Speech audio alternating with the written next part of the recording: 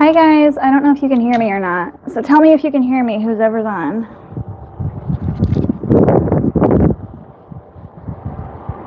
I'm going to set up my computer really quick.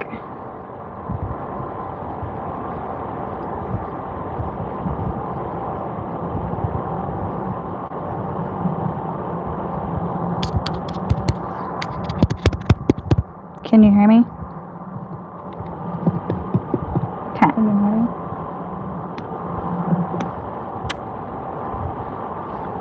Perfect. I'm using a new mic, so please tell me how the sound is. I'm wearing it, so I don't know. I'm trying out a new one. Hi everyone, it's been so long since I have seen you guys. Can you guys hear the fan? Because I have like 10,000 fans going in here because it's super hot. I miss you guys too. I feel like I haven't seen you. Well, I haven't ever seen you, but you know what I mean. Life has been crazy because you can't hear the fan. Oh, is it bad?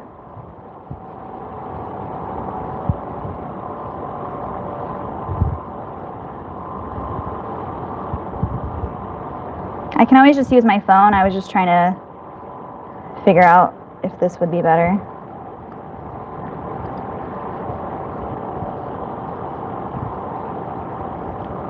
I know. So school is going to be starting soon. Well, actually, 2 of my kids went back today, and 2 of them go back next week. So once we get back on track, the whole summer like threw me off having 4 kids. They all have different schedules, so it was just really hard. So I'm trying to get back on track, so give me a little bit. I know I haven't been on lately. It's just been really hard with everything, but I promise I haven't gone anywhere. A lot of people have been messaging me, super sweet, emails and messages like, are you doing okay? We haven't seen you, and I'm still here. I'm alive. I've just been taking care of the family.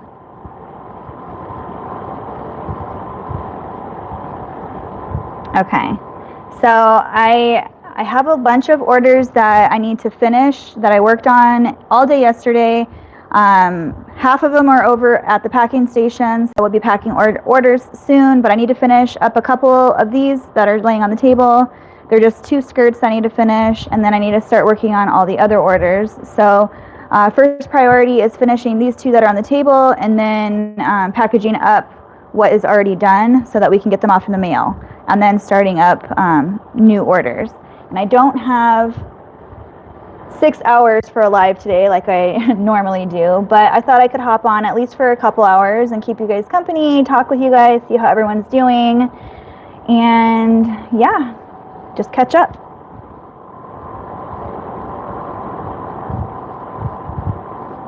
Okay, well, I'm sitting right by the fan, so when I move, I think it'll be better. Finally opened my Etsy shop. Oh my goodness, congratulations.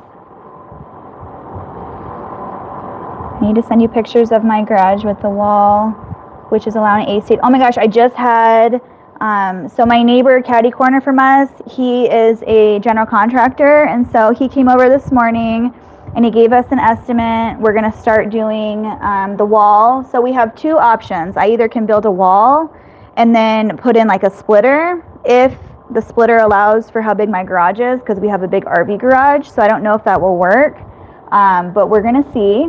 And then the other option is just to put a full AC unit in my entire garage without a wall in, or we can do it with a wall and I would just have to leave the door open, but I'm kind of gearing towards having a wall and a splitter AC because, I don't know, just the whole separation from work and home life. I don't know how you guys feel, if you guys agree with me, but I just feel like there's so much distraction when I'm working out here all day long with people coming in and out of the garage, people coming in and out of the house. Like, it's just so much all the time that I just need to have that separation. So I feel like the wall situation will make it more like an office to me.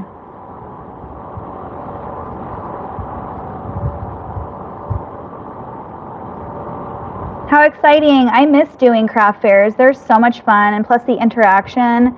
is so awesome when you get to talk to other people and just see other people's work and get inspired in any way you can. It's such an amazing thing. I definitely miss doing them. I can't do them anymore. But yeah, do it as long as you can. It's so much fun.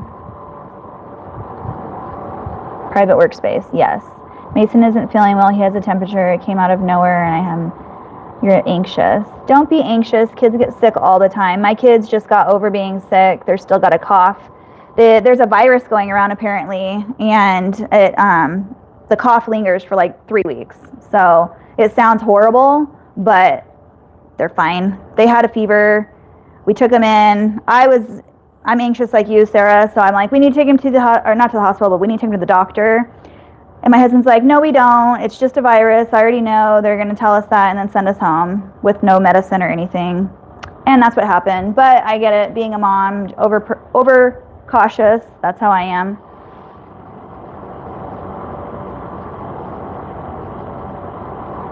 If you guys are wondering why I'm by this computer, is because my husband's laptop broke, and so he took my laptop. So I don't have a laptop. So I'll probably be going back and forth to talk with you guys, because I have my phone up here so that you guys can just kind of see like everything I'm doing. So yeah. And hopefully the fan situation is better while I'm sitting over here. But yeah, if you guys have questions, I'll when I walk back to the computer, I'll answer them as I go.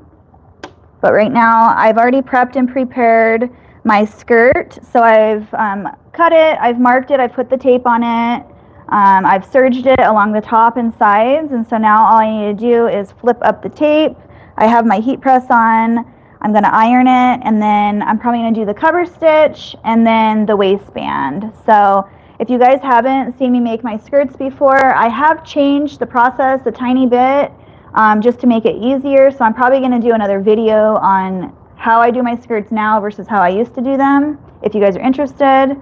But if you haven't seen my other skirt video, go ahead and look at that. Super simple. It is kind of a process just because there's different steps, and there's 1,000 ways to make a skirt, but this is the way I like. I like the outcome.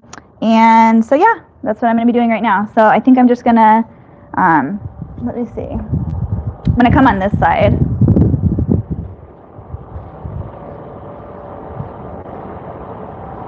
Can you please tell me the name of the rotary cutter that you use and the name of the ruler you use when you angle the names on the blankets in the lobby? Yes, of course. So my rotary cutter, I love it. By the way, can you guys hear me when I'm walking around? I want to make sure it's actually my mic working and not my phone. It's quiltersselect.com. That is the rotary cutter that I use. I'll show you a picture, or up close. So you can actually see it on there. It has the name. And this blade isn't actually the blade that came with it. I ordered these titanium blades online. Not really a fan of them because if you hit anything, they get damaged very easily. But the blades that you can get with these are super nice and they last forever. But the shop that I get them at is across town, so I don't really go there that often. So when I do, I get packages of them, but they're kind of pricey. So I order these just for backup. You just have to change them out every so often, way more than the ones that come with it. And then the ruler I use, I swear by this ruler because it is never off whenever I measure it. So I would suggest if you wanting to put names on blankets, I use it for my blankets and my loveys. It's the Creative Grips. It's kind of rough on the backside so it doesn't move, and I don't know if you guys can see that, but it's literally like it's got a 3-inch round, a 2-inch round, a 1-inch round, and then the squared off corner. So this is the corner I use for the blankets. I don't know if you can see that, and that is what I measure on the frame every time I do my blankets and loveys. Where am I going? Over here. So I just embroidered a lot of shirts yesterday. I figured we could package those later. I didn't want to do all of them at once on live because it's hard for me to go back and forth when I'm trying to talk to you guys. So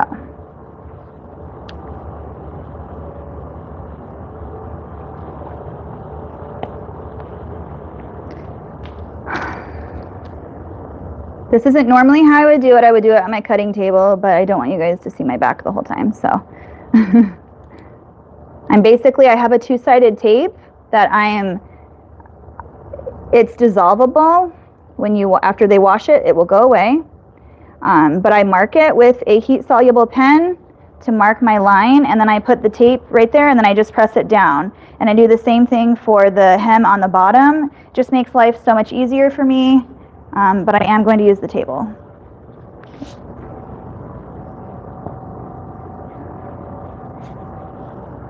So I'm just basically tacking it down with this tape right now.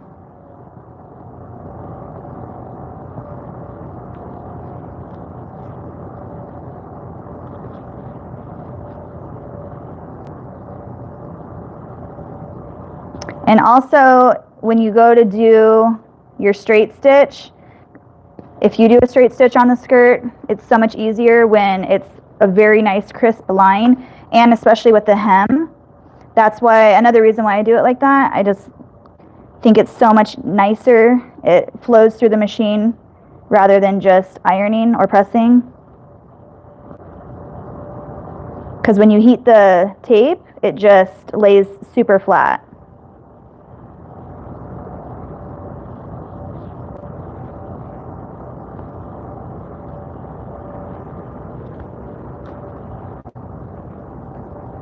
Sometimes I'll even, like, on the corners, I'll put it on my table like this, just so I don't have that layer underneath.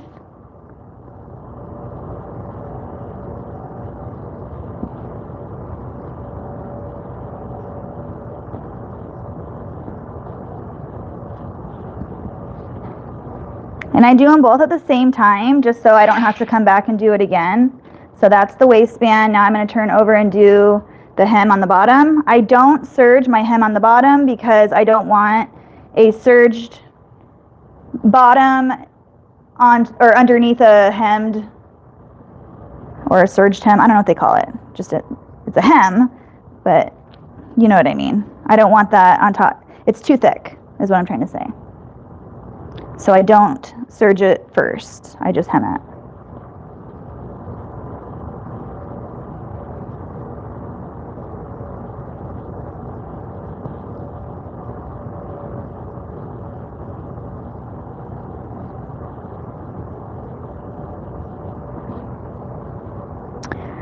Also, I've discovered some pretty cool tricks on my 12 needle that I'm going to probably make just some short videos on explaining how to do this and how to do that. And when I mean short, just real short videos, like maybe like a 5-minute video. I'll probably just throw those in every now and then with work with me's. So if you guys have any questions on how to do something on that machine, please let me know, because I'm playing with it every day and learning new things with it all the time. And I'm finding that I love it more and more every time I use it. I haven't figured out yet how to have it digitize from a picture. I've been working on that and I cannot figure it out. I think you have to have a certain software for that. We've been going back and forth on it, on if you really do need that software, but I mean, it will convert it to stitches, but then it stitches out the whole background, even if I do a transparent background. So I still haven't been able to figure it out yet. I haven't given up, but I think I've been wanting to just go ahead and purchase the Stitch Artist, I think the level 2, where you can take a picture and have it just easily transform it into stitches. I'm not aware, I don't know how to use that program. All I know how to do is the Essentials, the Brilliance Essentials. That's all I use right now. I'm not very technical at all, but I'm going to try it and see if I like it, because then I can take any picture or PNG and just make my own. Like if I wanted this exact rainbow to match this skirt, I could just do that. That's what I'm wanting to do, but we'll see if I actually do that.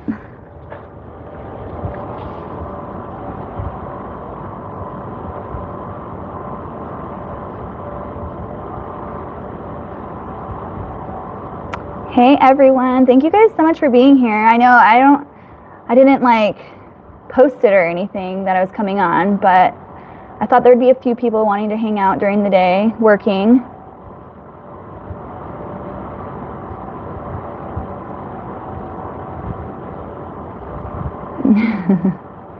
I love you guys. Thank you so much for all the support, even though I've been missing lately. Bye Nancy, thanks for stopping in.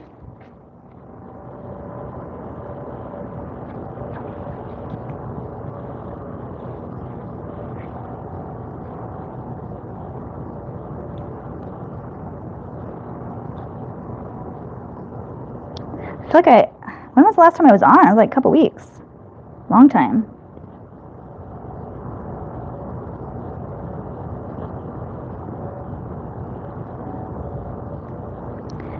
This last couple months have just been crazy though. With summer, we went on vacations. Every day we had something going on. And it's been so hot. We've had monsoons and it's just been nuts over here.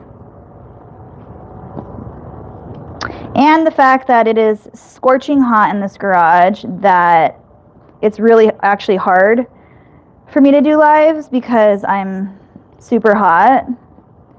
And the last time I did a live, I was actually like super sweaty and gross because it was super hot in here.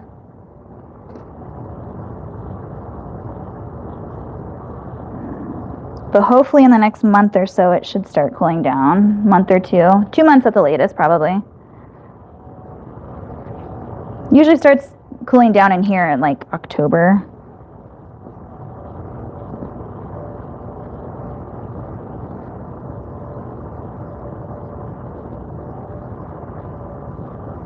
So this is the tedious part of the skirt, but again, I feel like it helps me be more precise.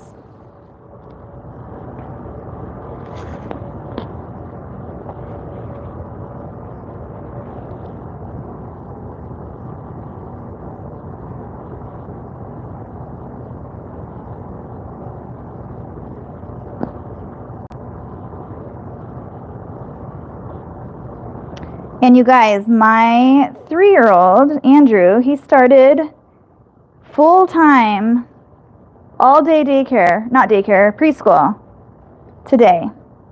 So I was a little emotional to watch my last kid go off to school, but he didn't care. He had fun. As soon as we walked in the room, he sat down and started playing, of course.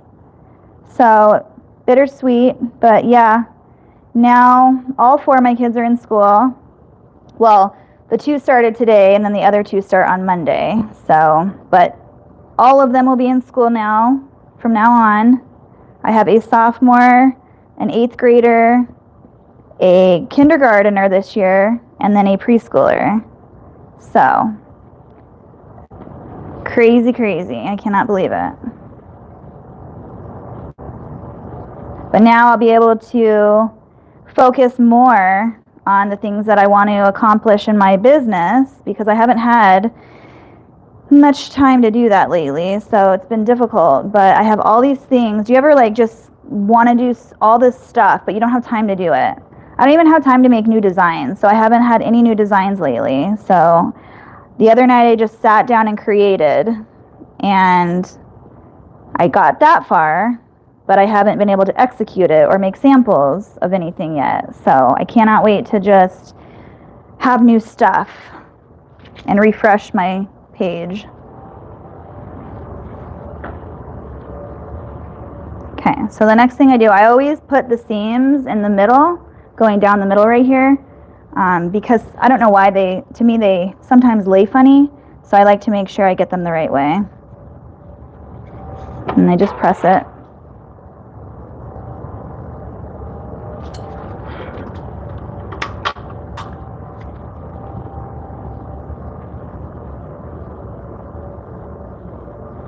Then I turn it straight.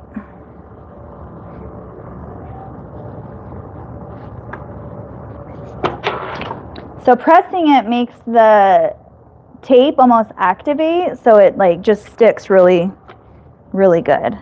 without heating it, it comes apart sometimes.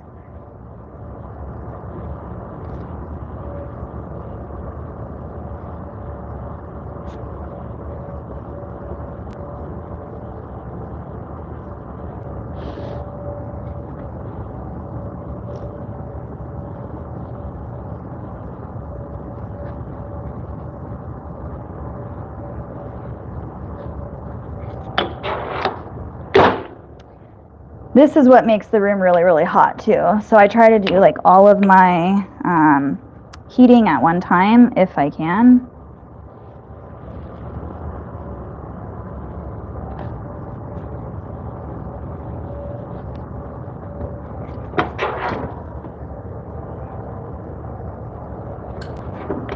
I've done some reorganizing as well. So when we go over to pack, I'll show you guys what I have done with like my overstock inventory with my shirts and stuff. I got a new system that I'm really liking, and it was not super expensive, so that's nice.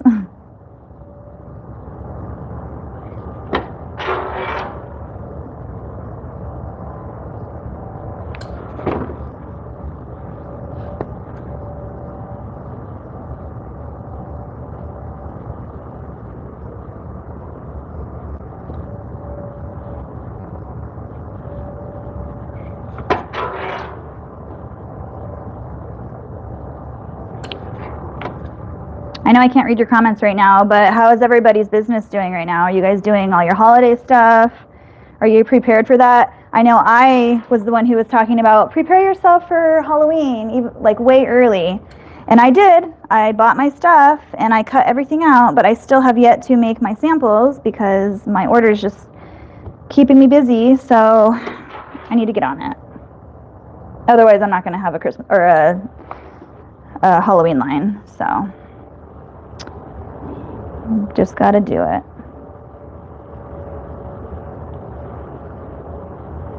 Okay, so this is the small one. Okay, I'm going to go look at some comments really fast over here. Working on Halloween and fall, just haven't got anything posted yet. Same. I know the skirt looks really big. It's a size 8, but then when I hem it up and I put the waistband in, it shrinks up a ton.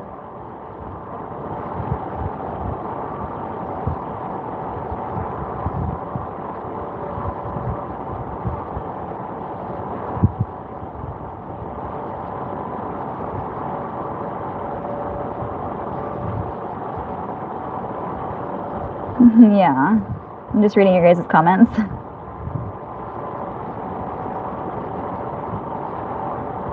Makes you grumpy too. Oh yeah, the heat. Yeah, I'm like, when I go in at night, I literally am like, don't touch me. I need a shower first because I've just been super gross all day.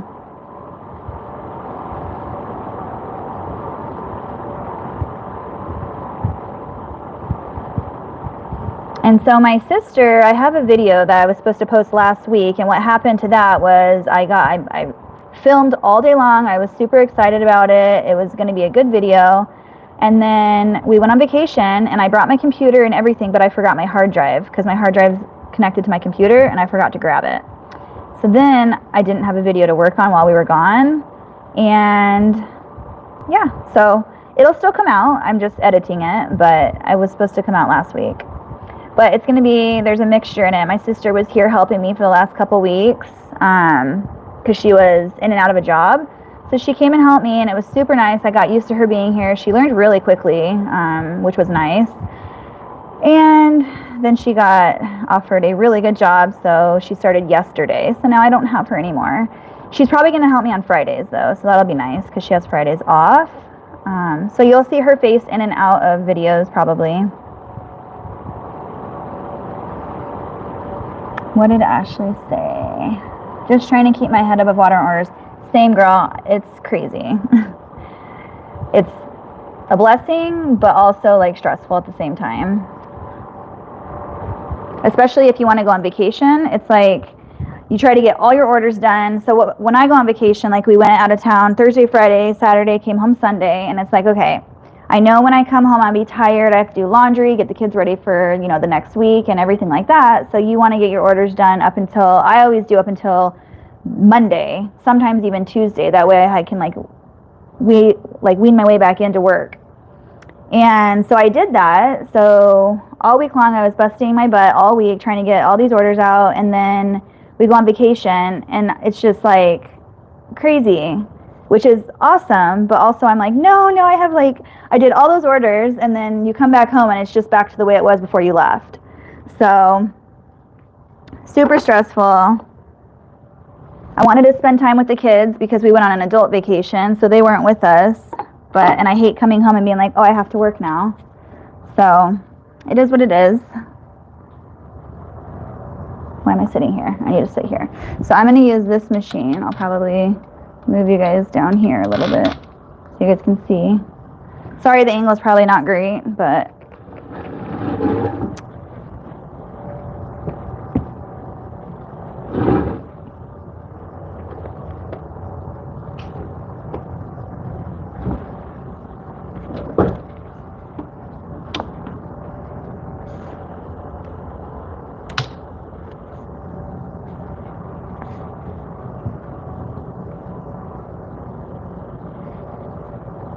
yeah, so these skirts look giant when you first start this process right here, but after they're finished, they're to size, I promise.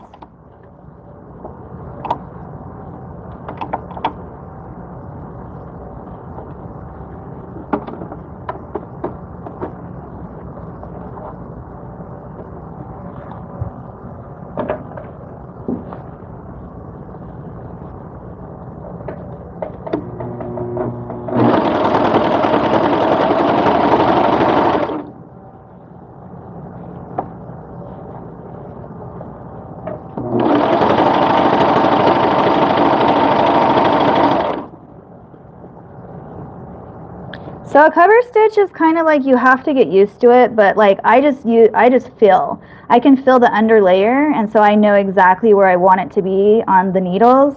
I basically line it. I don't use these to line it up because it's always like going back and forth.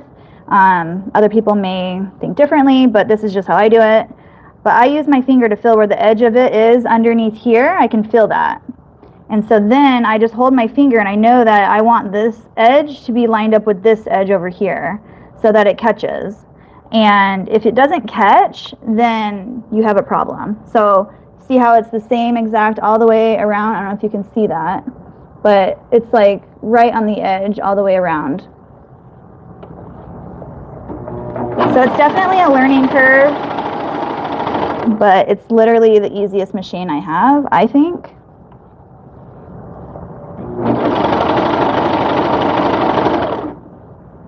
And I just stop and adjust because I don't like it to pool.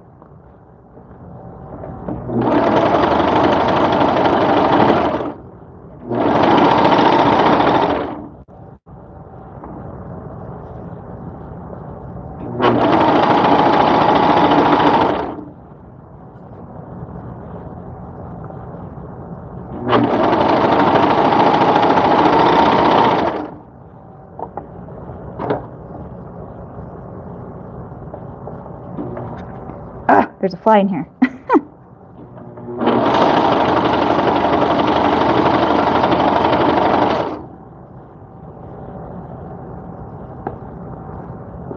I always cut these off right here, but I leave the back one on.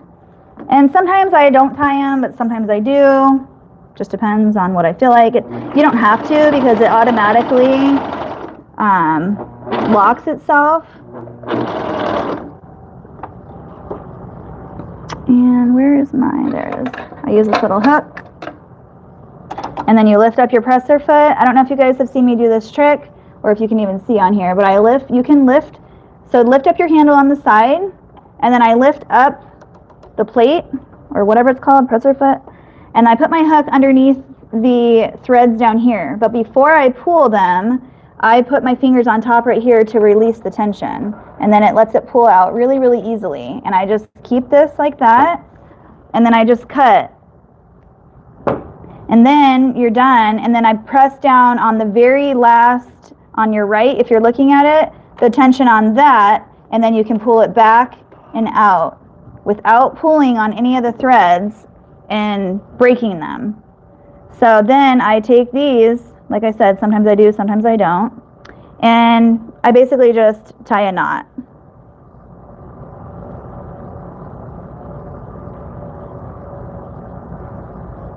Not super tight because you don't want to like cringe or scrunch up the fabric, but just a little knot.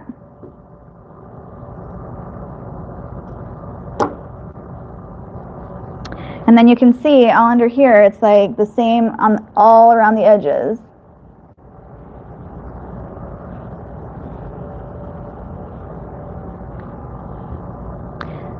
So that's done right there. And then we have to go do the waistband.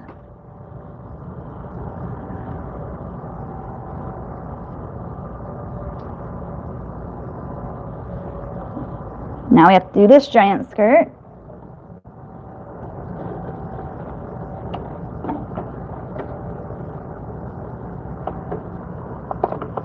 How's the internet, you guys? Is it okay? Or is it cutting in and out? And the audio, how's the audio?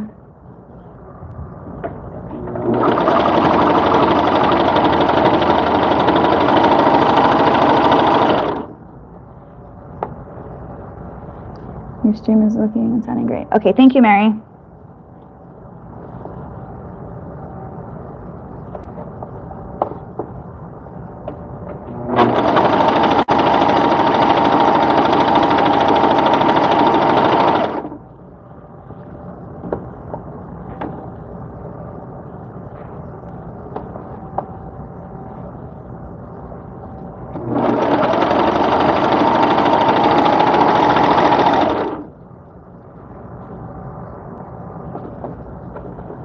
When I come up to the seam, I always make sure it's folded the right way. You guys have heard me say pretty side and ugly side a lot, so I make sure my pretty side is showing and laying flat before I go over that seam.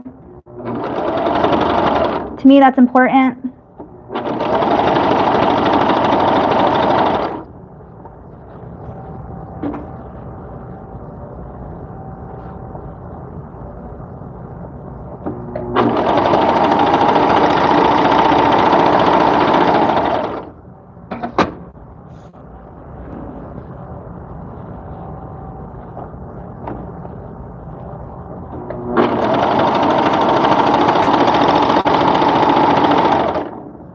Got some stuff flapping around over here.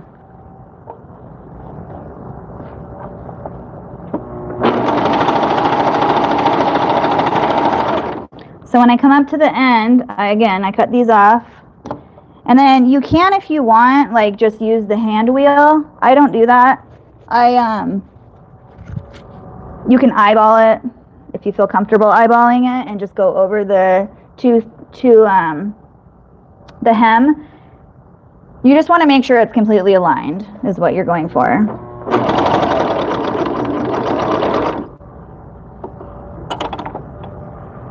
And I always go over it for like an inch. Maybe not quite an inch, but up to an inch.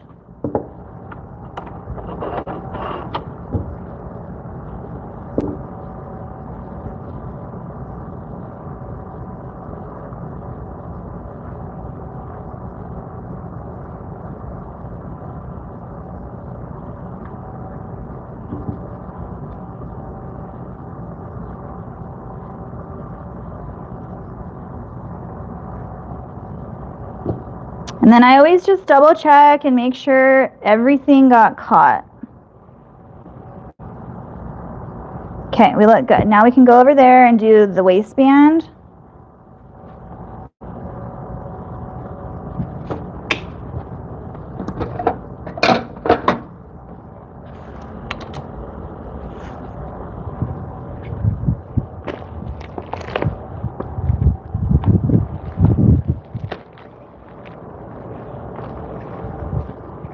I'm going to turn my phone a little bit, and we're going to come over here next.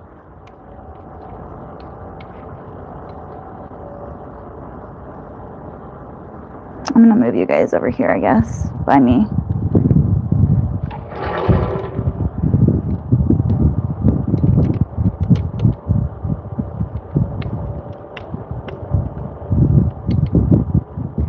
It's not like right on the angle, but I think it's better than where it was.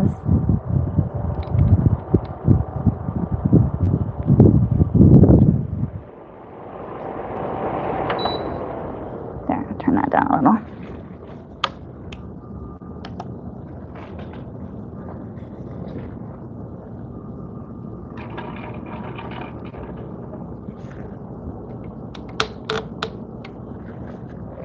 Go.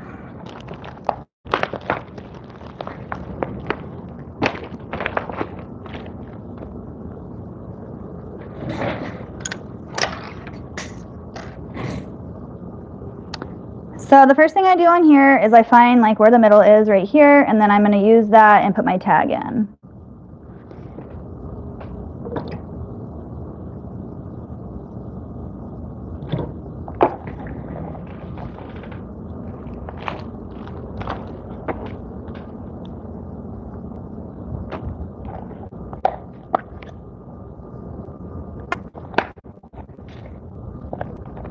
And then I have a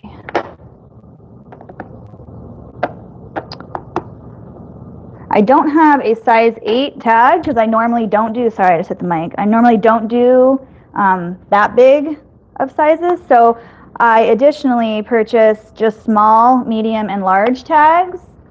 Same exact color, same company, just so that I at least have a tag or a size on there. I don't normally do this size, so that's why I don't have those tags.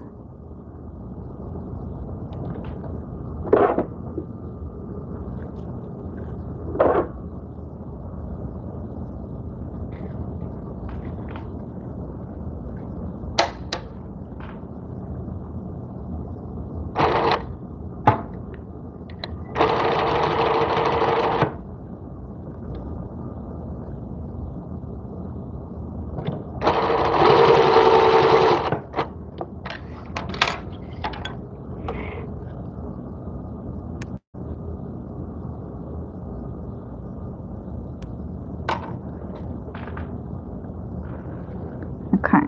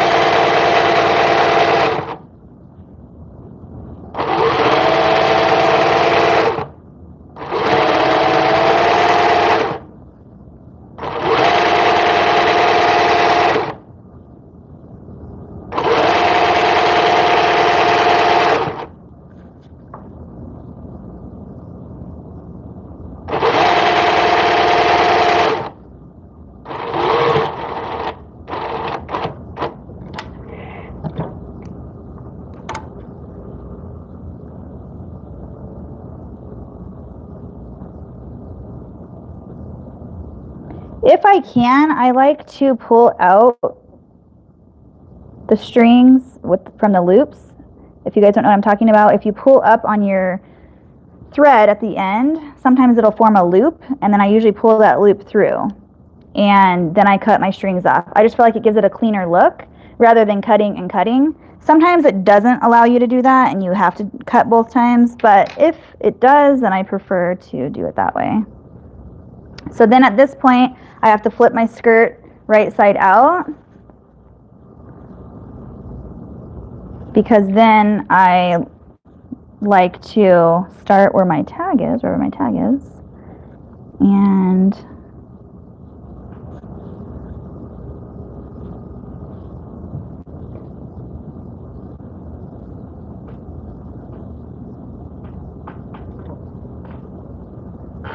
then I go that way. Because of the waistband that I use on this skirt, you can't tell that I did this one on the opposite side. The reason why I do that is just because it's easier for me to do it that way. I guess it's the same either way. It doesn't really matter, but that's just the way I've always done it. So right now I'm making my casing.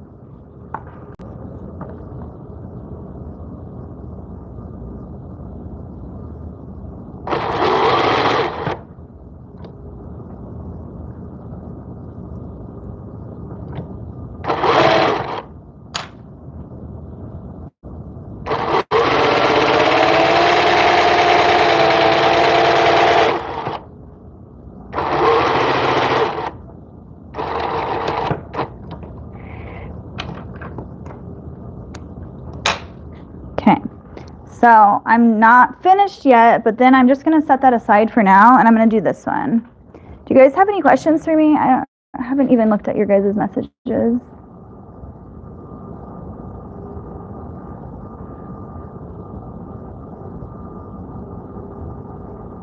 Aw, thank you guys. You're so sweet. I know. Well, Joanne, I'm sorry you haven't missed very many videos because I haven't been putting them up. I'm going to try my hardest to be more efficient with that. It's just been crazy with kids and stuff. I'm sure you guys understand. Okay.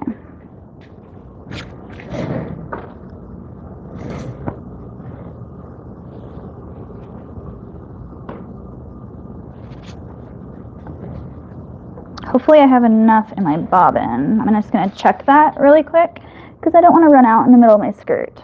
So I'm fine.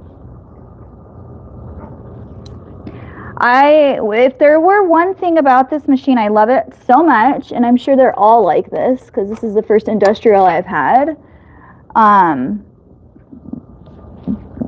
Getting the bobbin in and out is like, I mean, once you know how to do it, it's fine, but it's so annoying because it's like right underneath and you have to like struggle to like get to it.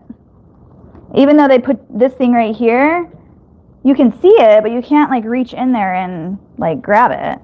And I don't have big hands. My hands are small. So that's the only thing that I would say. But I've seen lots of different industrials and they are all pretty much the same. Am I wrong? I don't know.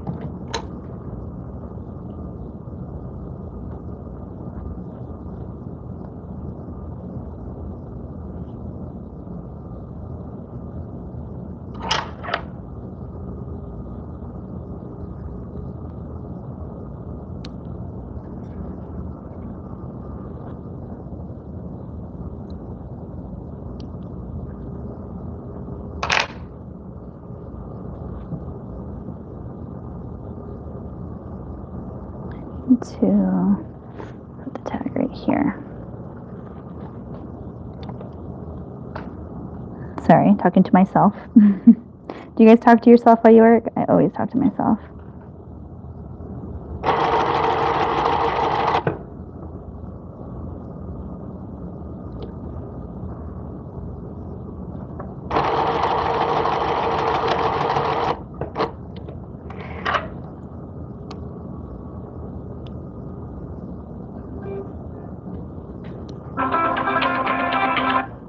Sorry.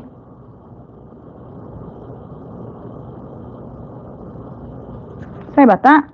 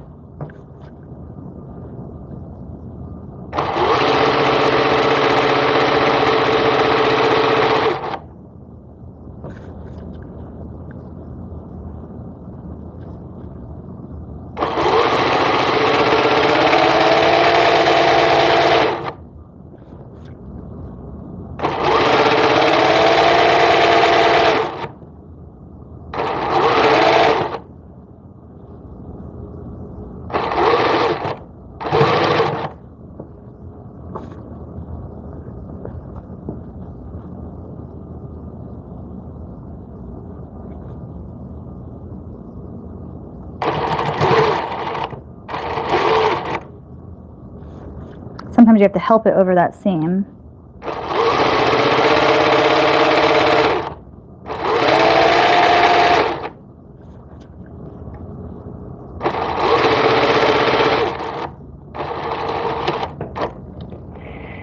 Okay.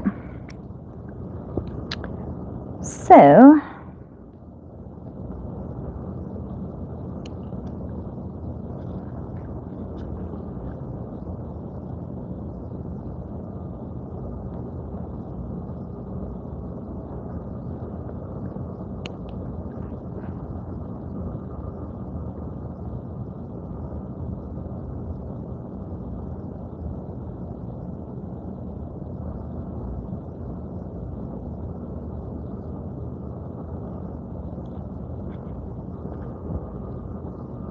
okay.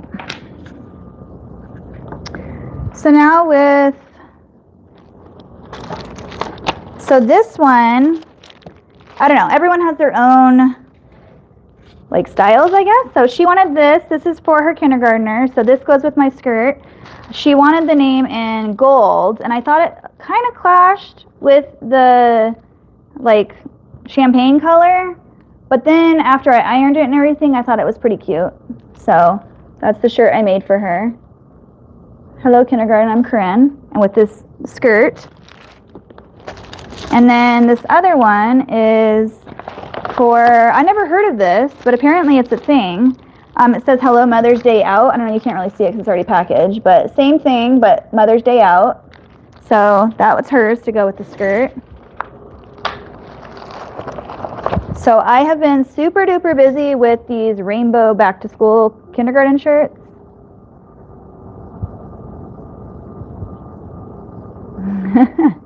You're welcome. I know, I don't know anything about a short live. Today is not going to be as long as normal, but it'll probably still be a little bit. Let's see. First time I managed to watch the live. Welcome, Jen. Thanks for being here. Hi, Angela. How are you? I feel like I haven't talked to any of you guys in a long time. I always talk to myself, I think, when I work at a regular job. Same. I'm in here talking to myself, and my sister thought I was talking to her. I'm like, oh no, I'm just talking to myself. Sorry. Okay.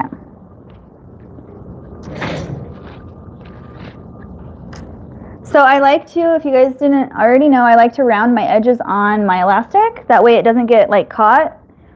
So I do that on both ends, and then what I do is I put 2 of the clips, one on each end. That way it doesn't go through. And then I just, like anyone else, use one of these. I know there are other tools and ways to do this, but this way is easy for me and it works, so I just do it.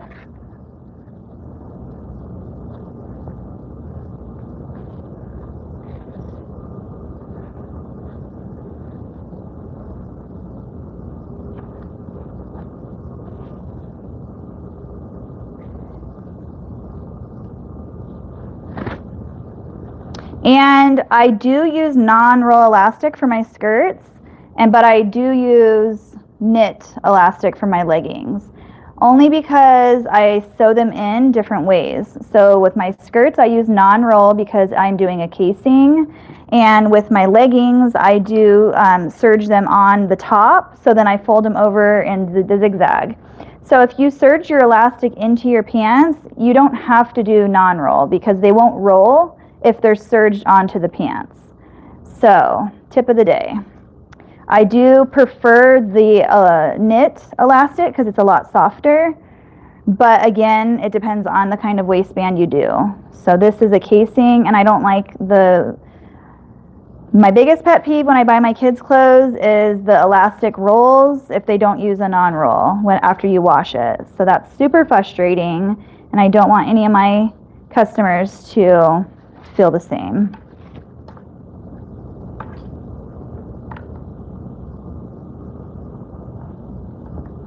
There's a string, I saw one.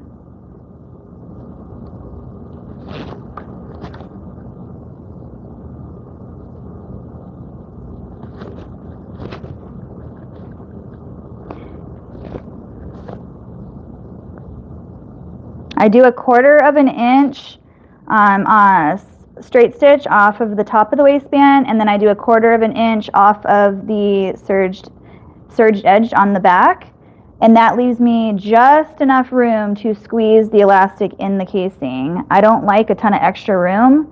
I just feel like it just looks really nice and ruffled up here when it's all said and done. If you have too much extra, I feel like it just, sometimes even with non-roll, it'll still flip-flop. So that is why I do it so close like that. You can always, if you want more of a lip on top, just make this part bigger. I've done that before too. Just depends on what look you're going for.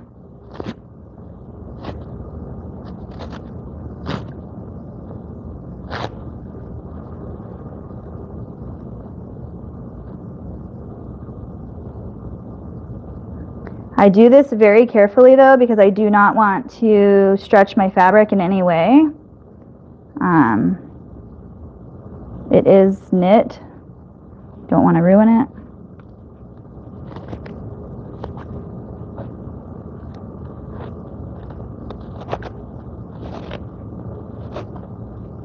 And then I just put these two together and sew them.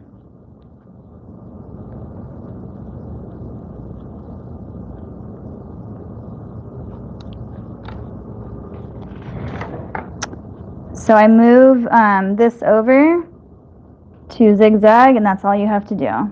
So easy.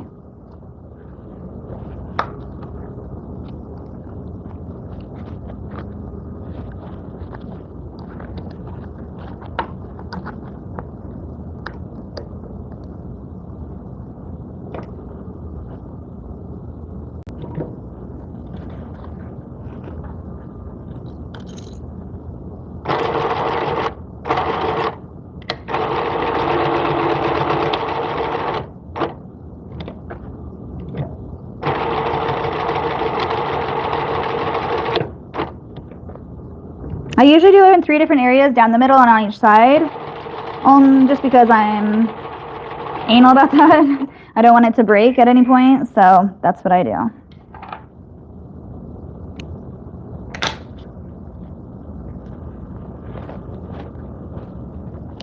And then I usually just like put it back in here and then I sew up that hole, the opening, before I stretch out my skirt. I find it easier than having it all bunched up together and then you're trying to find where you have your line at. That's also why I do it right by the tag, because it's way easier for me to find. And because it's so scrunched, you won't be able to see the double stitching from opening and closing. And on leggings, I do it on the side seam, so you don't see the overstitching. I don't know. Does that make sense?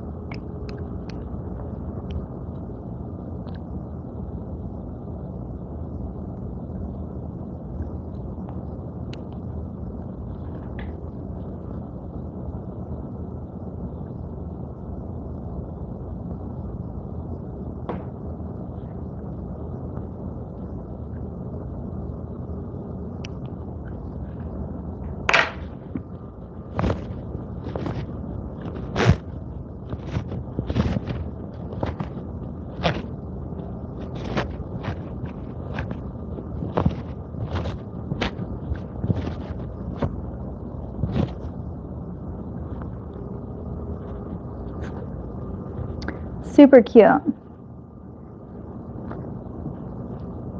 So see how it doesn't look, I mean it still looks big, but it's not super duper giant anymore.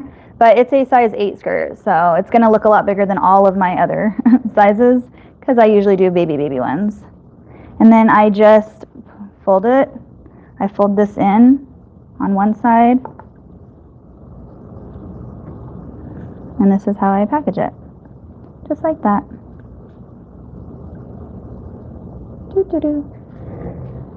So that one's done.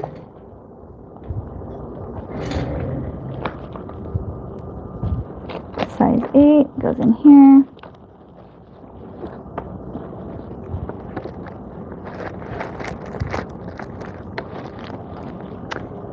Hi everyone new who's coming in. Thanks for joining today.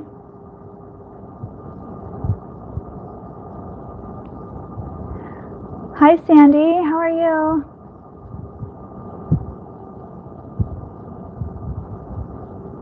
I know, Shayna, I never heard of Mother's Day out either, but I guess it's like either a, I don't know if it's a charter school or if it's like a preschool. I'm not sure.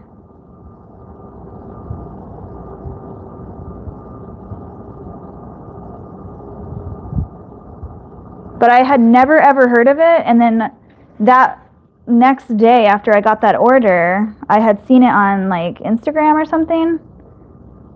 So I don't know, maybe it's a thing.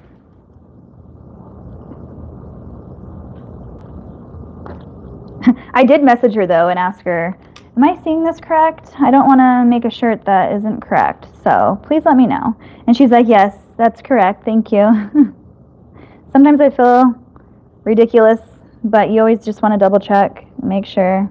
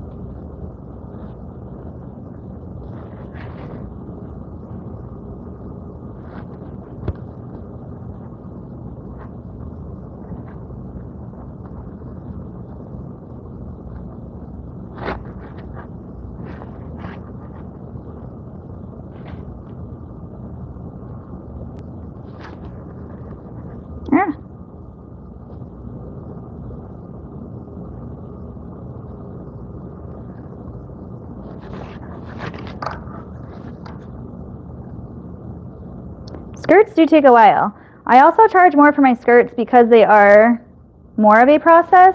When you think of a skirt, you think it's so easy, like it's just a tube, but it's really not. It's a process, at least the way that I do it. It takes a little while, so I do charge more for skirts.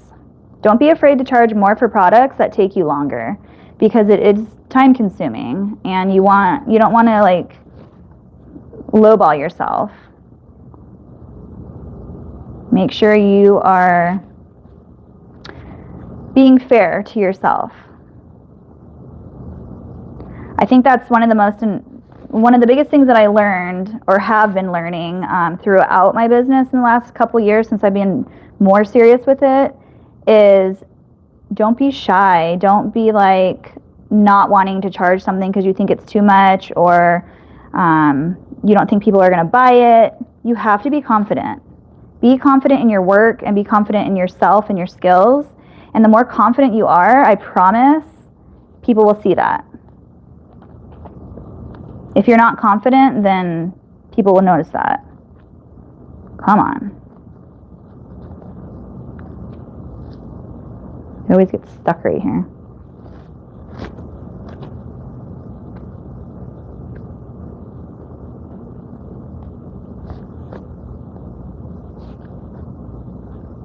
That's why I round the edges, because it used to like be so hard for me to get it out if the corners were not rounded.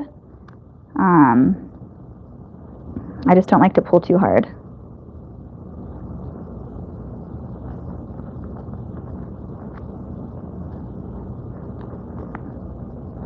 There we go.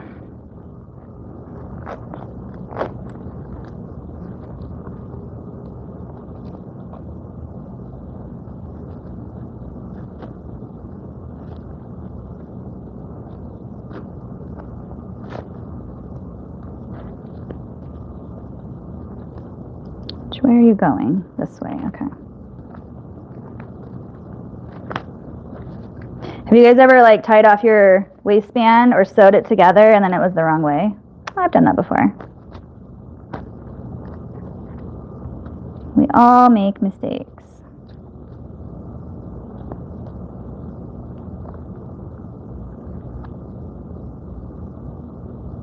The smaller the skirt, the harder, I think.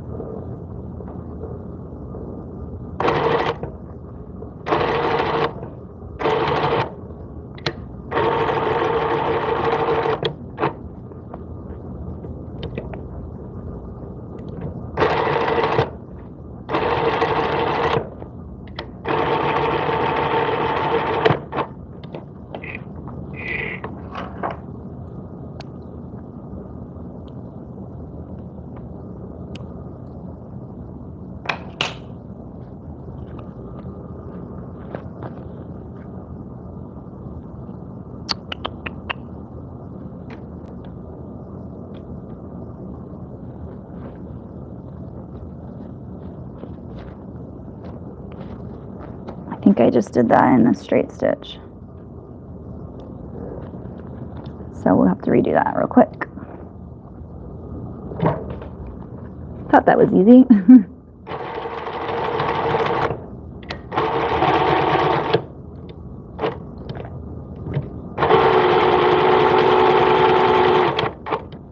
There we go. I didn't change it back over.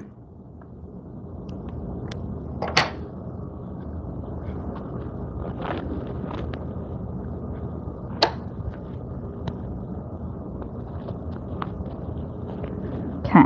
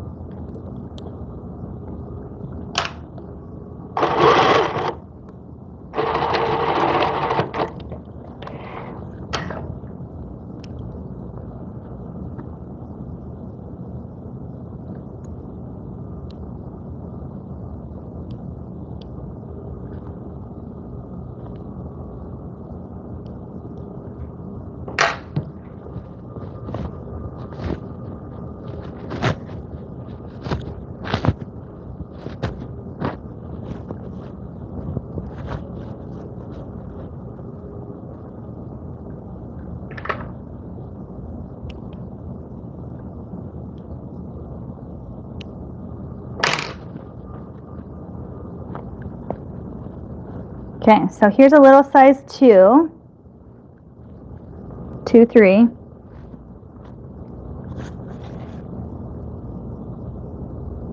So cute. I love them.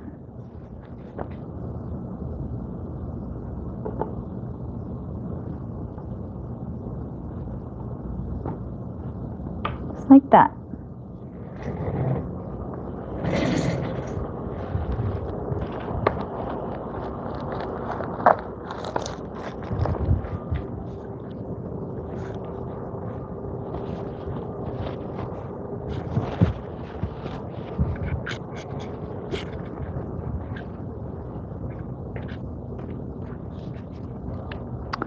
Okay, so I think we're gonna go over to the packing station really quick because I need to pack all these. So I'm gonna bring you guys with me. And meanwhile, I'm gonna turn the camera around so that you guys can see my new setup. So again, here's my room if you guys are new here. This is my shop. Don't mind the garage over there. But I got these new things right here. And let me show you them.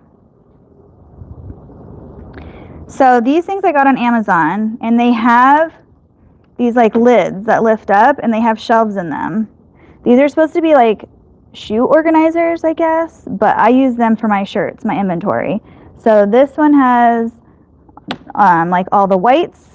I have them in here. This is my back stock because what I pull from first is over here. And then I always keep 5 of each size in the bins over there. And then once a week, or depending on how many orders I get, I'll then come over here and pull from here. But I always keep 10 of each size in this right here. So once I pull from here, I write it down and then I reorder. But so that one has the white ones. This one has black and black. And then I have the gray in here, gray and gray.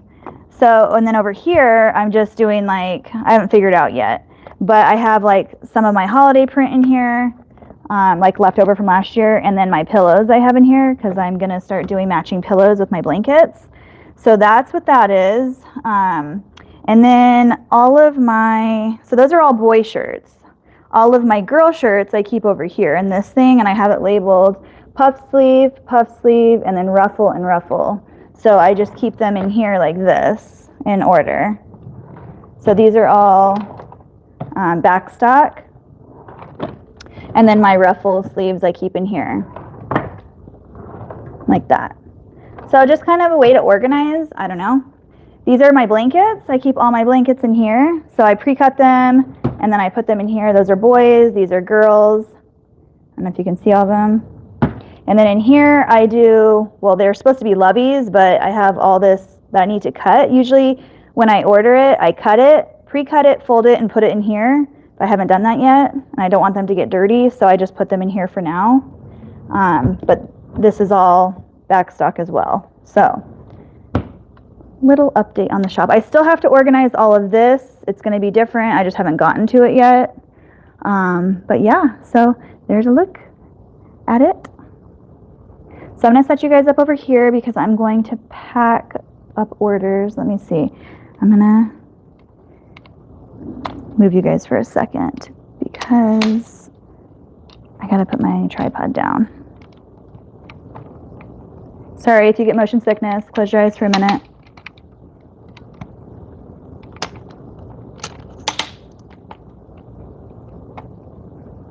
Okay, I'm going to put you guys over here.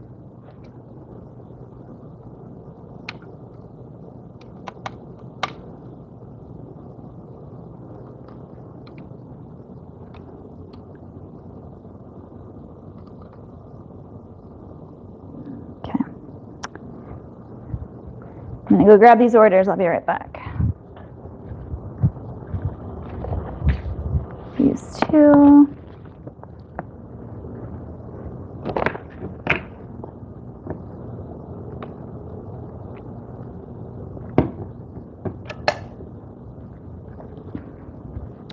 How's the mic doing for those of you who come on my lives with me? Is it better than just using my phone? It's a different one than the one I used to use, because the one I used to use you guys said would make like staticky sounds. So I got a newer one. So just wanting to know the status on this one.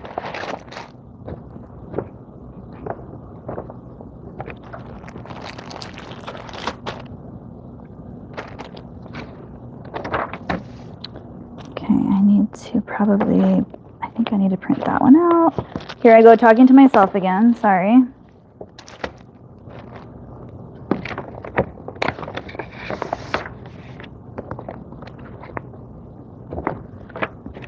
Okay, so the first thing I do is, I'm still trying to get like a rhythm when I package stuff, because I always have different items. I have rompers, leggings, bummies, shirts, skirts, I have everything. So I'm trying to like figure out a routine.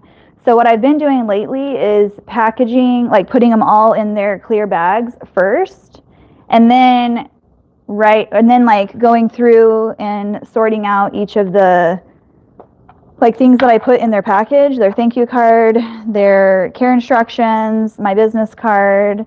If I have rompers, I hang the wash instructions on them. So I do all that. And then I go through and disperse all the shipping labels. And then after that, I put them in their package and sew them up. So I'm going to go print out this one really fast because I think I've already printed all of the other ones out. This one's good, good, good. Good, yeah. Let me do this really fast.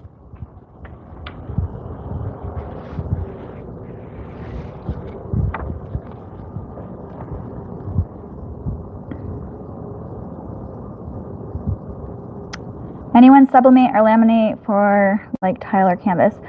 Mary, I've thought about doing like on canvas. I haven't done it yet though, but I do have a sublimation printer now.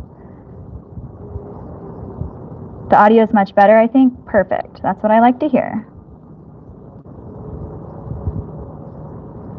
Ah. Let's see.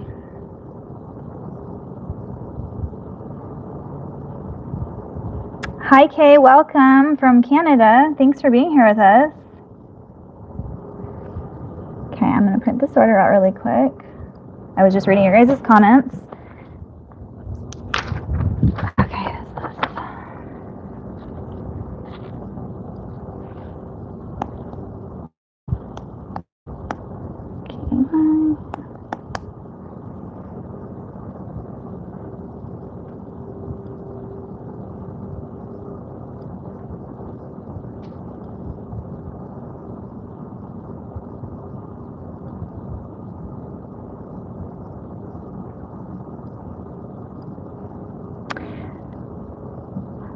I think I need to go through all of my listings and change the packaging thing. I really hate, like the other day when I went to go print out some labels, and then they have like 2 labels on the order, and if you don't catch it and you go to submit it, then you're paying for 2 labels on 1 item. That should really only be in 1 purchase.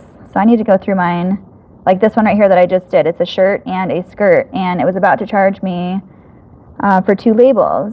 So I had to make sure to delete one. If you forget about it, you can always get a refund, but it's just the hassle of having to do that and then wait for it. I did that yesterday too. Whenever I'm in a hurry, I tend to not check that. So I just need to go in and figure that all out. Okay. So whenever I get an outfit like this, they go in boxes. So yeah, I forgot to say that. First I prepare my boxes. So I have to use almost like a bigger box for these because the skirts are big. So I just do my boxes.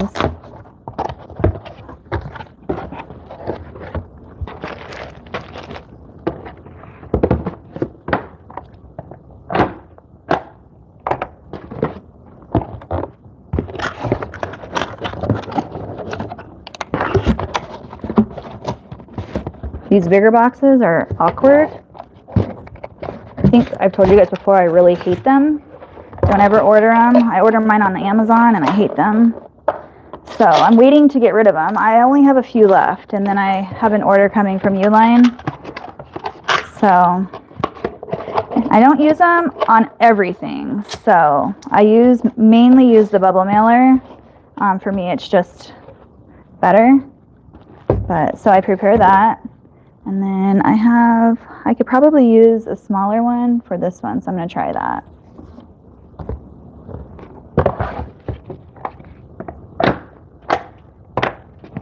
because this skirt isn't as big. These boxes are from Uline, and I love them. They're just so much easier.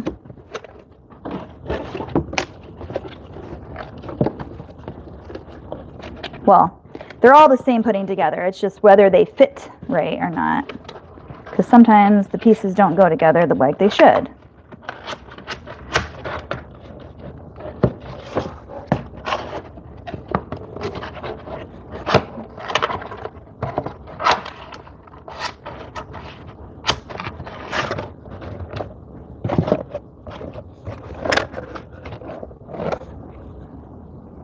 I'm going to turn this air around here. Get some airflow back here.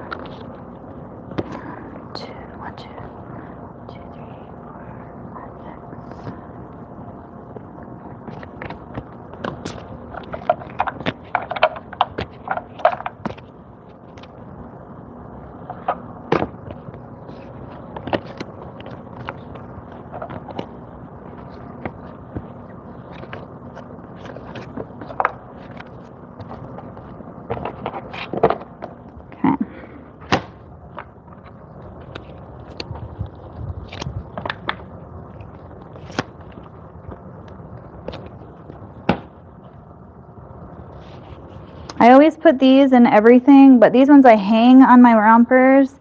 I don't put them in the shirts because they have their own, I usually just put this care instructions in there.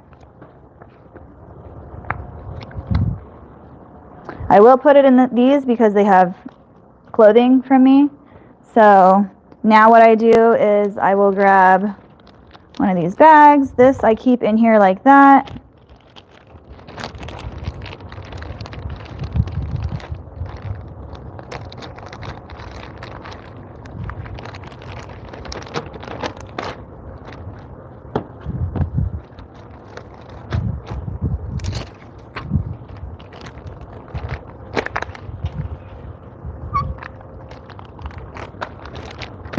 That goes to that.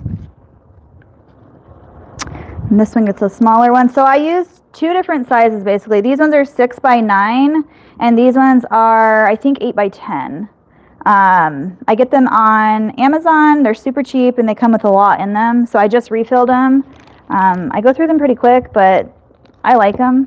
They're nice and they're thick. I think they're linked. I'm not sure. But they are a little bit thicker than some of the ones that you can get. I've had to trial and error a bunch of them, but these are the ones that I like.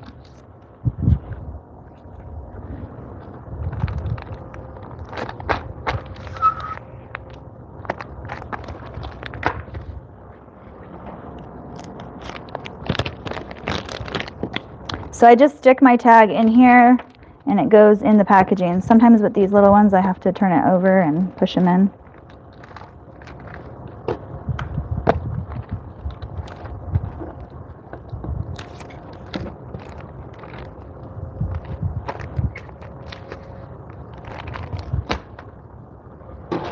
And then these ones don't get it. So with all my rompers, I do hang the tag on them. I like presentation. Sorry you guys, the garage is opening.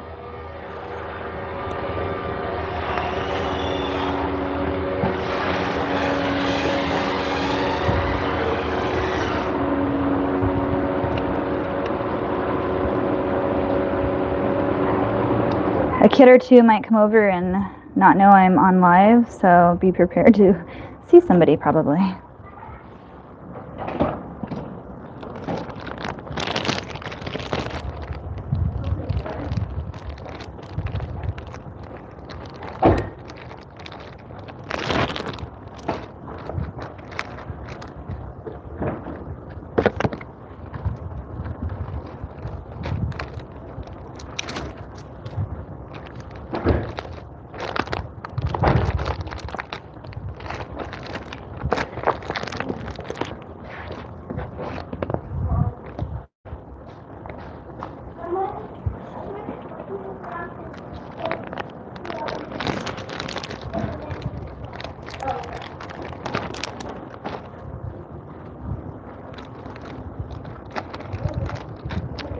So I just go down the line and package them all in their bags. Make sure they each get one of these cards and one of these.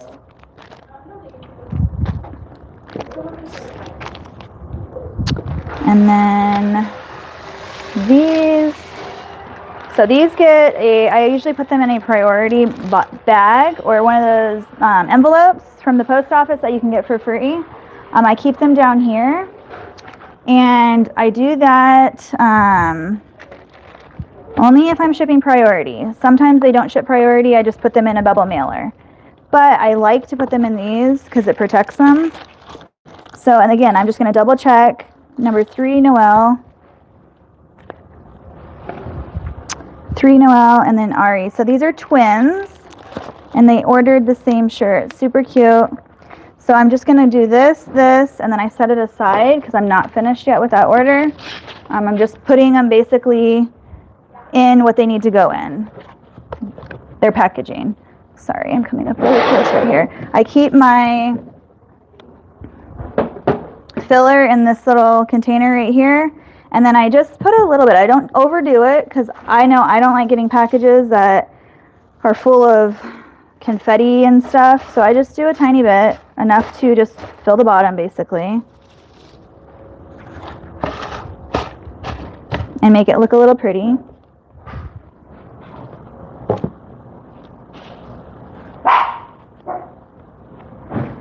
It's my dog.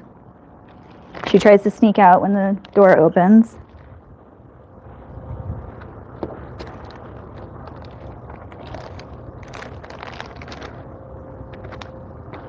Even though I'm putting it in a box, I still like to put it in a clear bag because I don't want the fabric to get dirty laying on top of this. So there's nothing wrong with not putting it in a bag. That's just personal preference. I just like it to be nice and clean. So then I put it in here, and this goes in here. Just like that. And then I'm just going to double check that these go together. Mother's Day out. And then the 2-3 skirt, and then this goes here. And we're going to do the same thing with this one.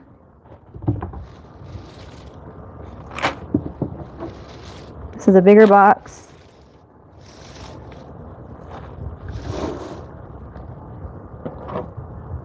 So this is a 3-inch box, or a 3-inch high. So it's, I believe it's 13 by 9 by 3, and it just fits perfect. I use this for any of my bigger outfits like I'm using right now with my skirt, and then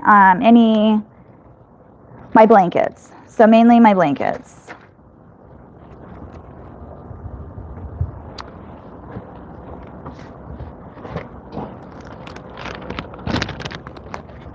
Put this away. I do work in my garage, so I try to keep everything as clean as I can. It's not perfect, but I do my best.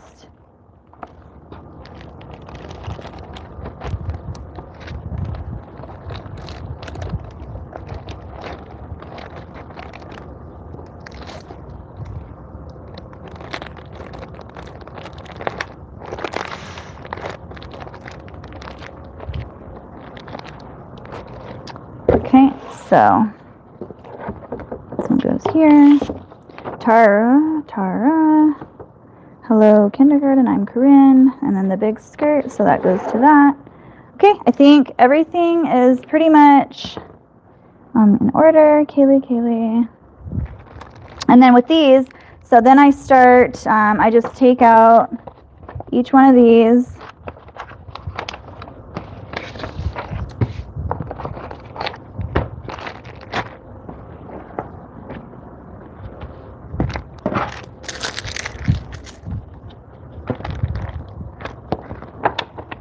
So this one looks like it's a gift. So I probably, on their thank you note, I'll just say, I hope you love your new raccoon leggings, or just something like that.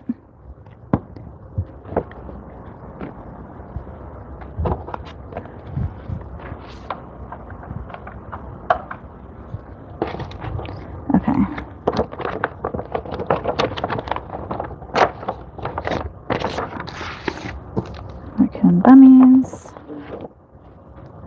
Samantha Kendrick. Hey. Sorry, guys. Yeah, I am live. Did you get everything you needed? Yeah. Okay. You can come say hi. It's my daughter. She's super shy. You are. What'd you get? Nice. Business card. Business card. Business card. Did I get one too many? Oh, up there. Okay.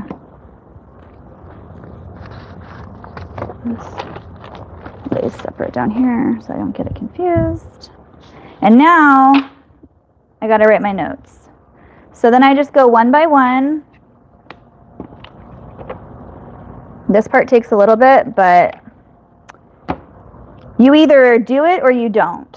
So with the notes, I have thought about it and I started doing it from the very beginning, and then I got, you know, your business grows, and so it's very time consuming when you have like, that's why I usually don't do package a ton of orders at one time specifically. Like I'll do my morning orders and then I'll actually do another set of orders later tonight. I don't like to because there's not enough room. So, and I don't like to I want it organized.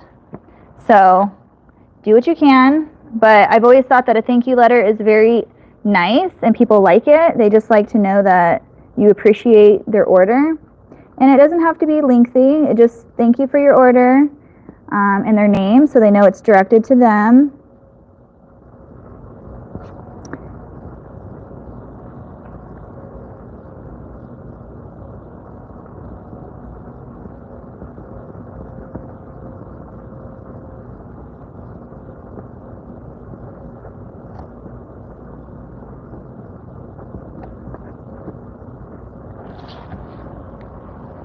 So there's one, Tara.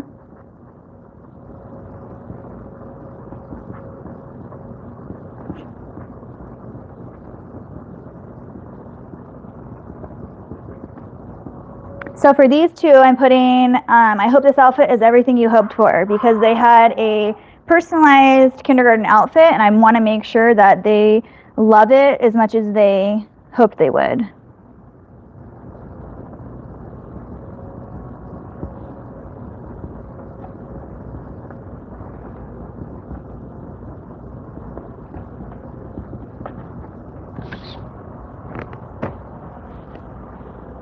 What? Yeah. It's okay. Go ask her what she needs. Sorry, guys. I have a house full of people. That's also why it's hard for me to go live. So I try to pick and choose when to go live, but there's never a good time. So just got to do it.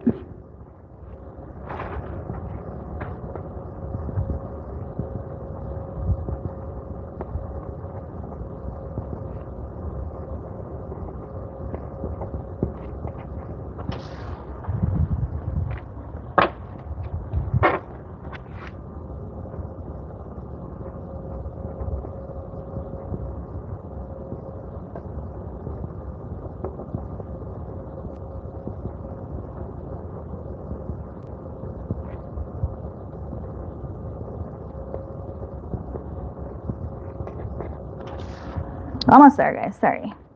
These take a little bit.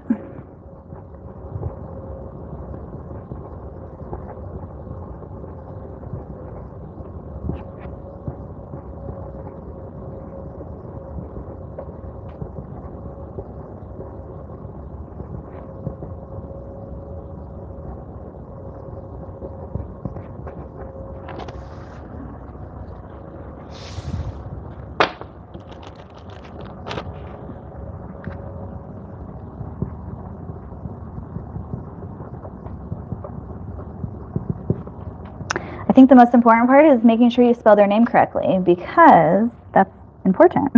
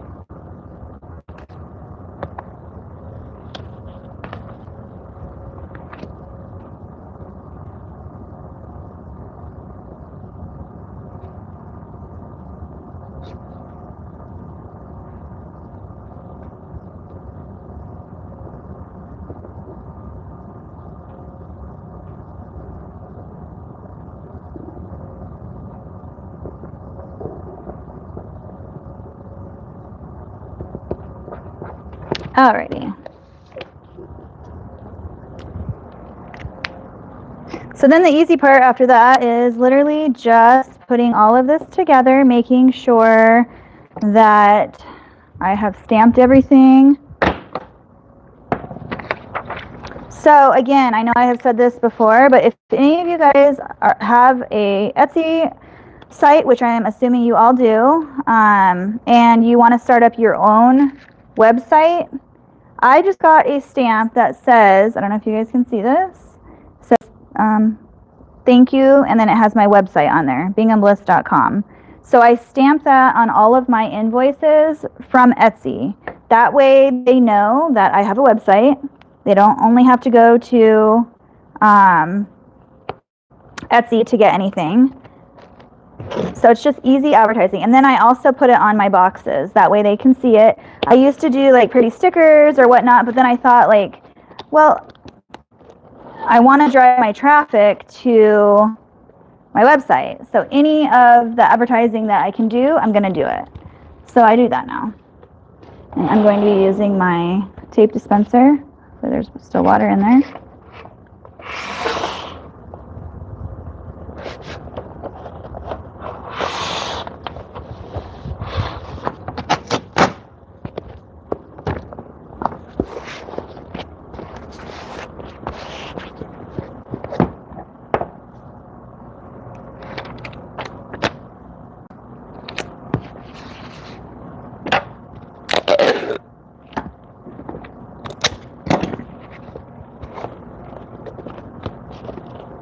If I feel like I need extra tape, I have this craft tape that's super duper strong.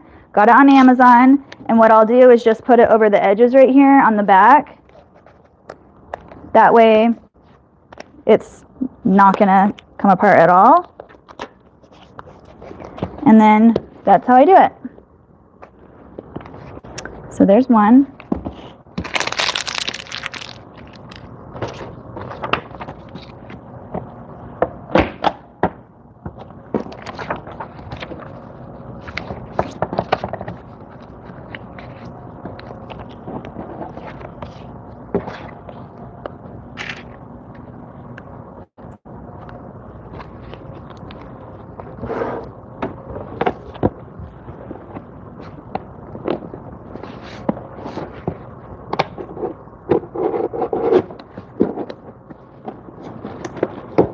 So that is going to shake around a little bit. So I need to put some of those, what I do in this case is I'll put some of these bubbles under here.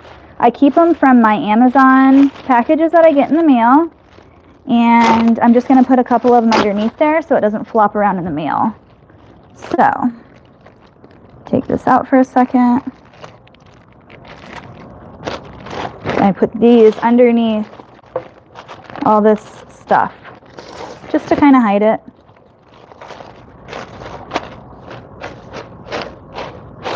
Now it shouldn't like flop around too much.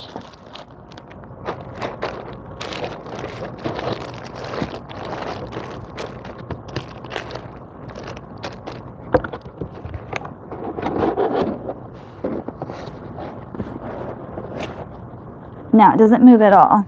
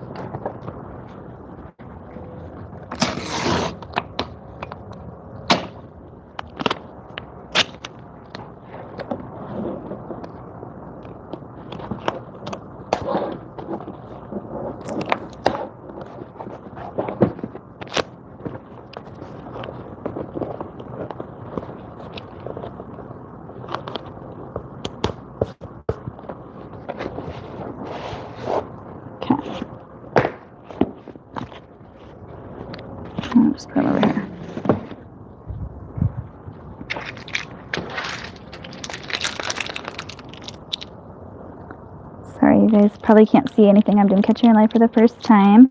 Hi, Simply Bo. Thank you for being here. I'm just packaging up orders right now. It keeps getting blurry, so I have to keep leaving and coming back. Not sure why it's doing that. Is it blurry to anyone else? It doesn't look blurry on my end. Catching Your Life for the first time. Still going through all your videos. You have inspired me to sew, so I'll be sewing for the first time today. Just a square brick cloth. Oh, you have to start somewhere, and that's awesome. Don't give up. Just keep going. It gets easier, I promise. If you make a mistake, that's how you learn. Just keep going.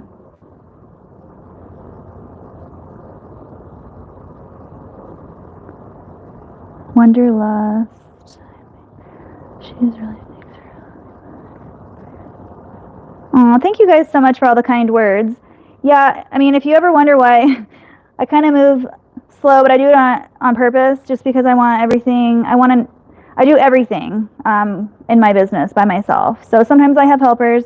Most of the time I don't. But even like packaging, I always make sure I'm getting the right thing out to the right person, spelling their name right, doing all those little things, because all the little things are important to me. And I feel like people notice those kinds of things. So, and it's all about organization too. Like the more organized you are, and I'm still working on it. So, you just got to try different ways. And the more you try different ways, you'll find the one that works for you the best. So,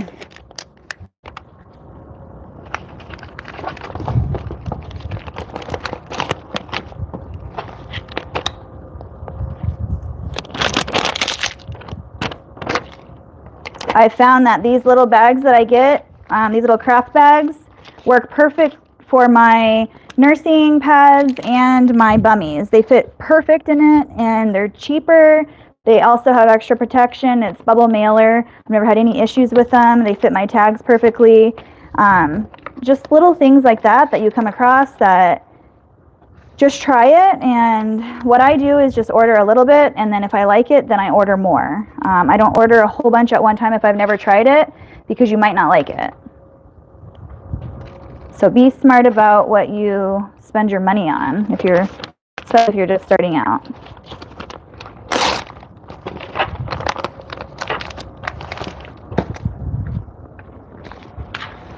So this, and that, they all get my bubble mailers, the same size. So there's 4 of those.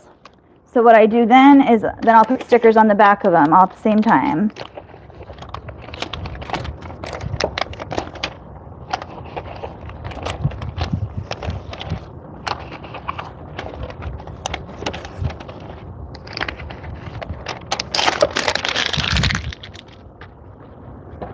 And then I'll just start going down the line.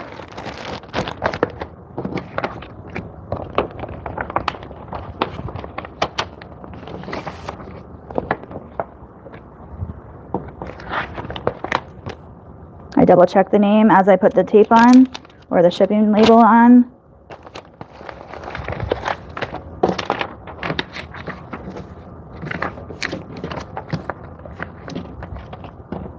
Their invoice, thank you note, and my business card. I know I had here it is. And just throw that in there.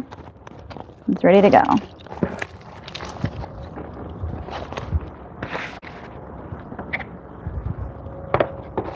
Next one is my bummies. I know this bag is a little too big for my bummies, but the craft bag is too small for them, and I didn't want to have to order a whole new size of bubble mailers just for my leggings, so I just went with it. So anyway, those are the raccoon ones. So it's this.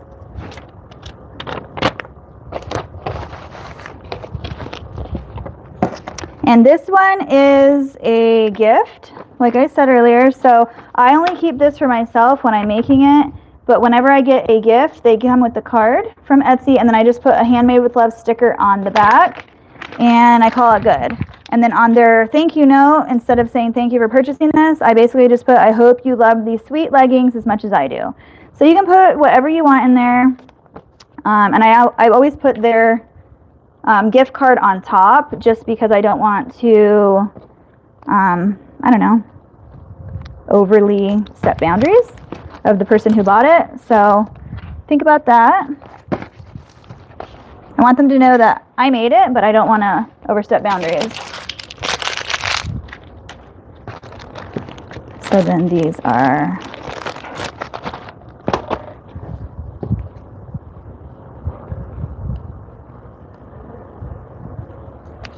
I'm also a clean freak, and I always watch videos, and it's so satisfying at the very end when they have a whole pile and they just like throw it away. But for me, for some reason, I have to pick up as I go. Everyone works differently and in different ways.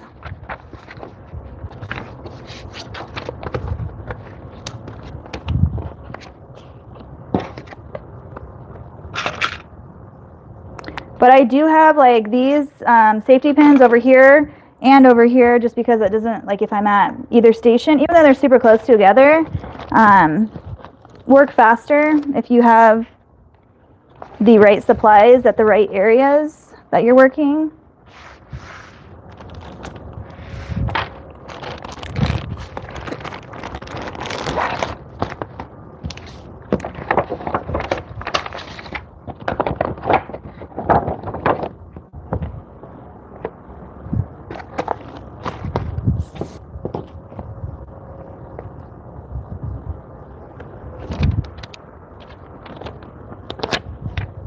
And I have trash cans everywhere, if you haven't noticed.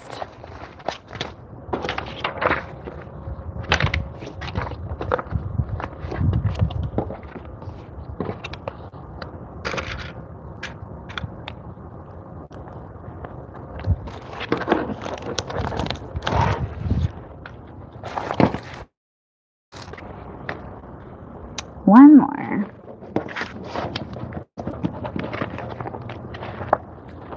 So this one, this is priority, so I put it in the priority bag.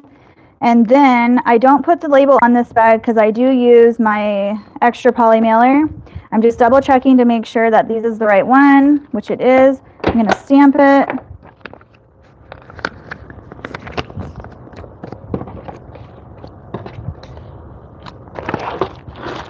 I'm pretty sure, actually I need to put one of those things, that's where it went. I thought I was counting one too many, but I actually just forgot to put it in. So I always put, she's getting 2 shirts, they're twins, I know they are, so I'm only going to put one of these in so I don't, not waste, but use 2 when only 1 is needed, sort of thing. And I put it the wrong way. So it goes that way, and then I reuse my bags that my shirts come in, so you don't need to waste them, you can still use them. So that's how I do my embroidered shirts. It's in this way. That's the way that it fit. But I do put stickers on all of them. Just on the back.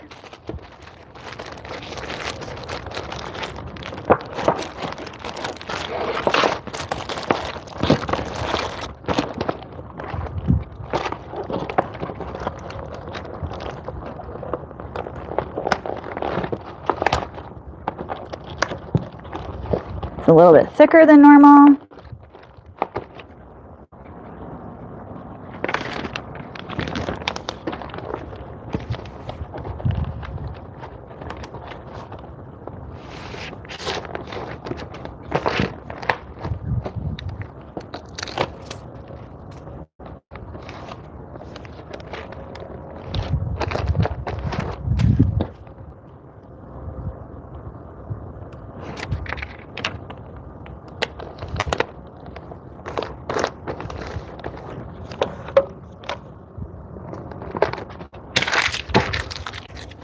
All right, there is all of my stuff.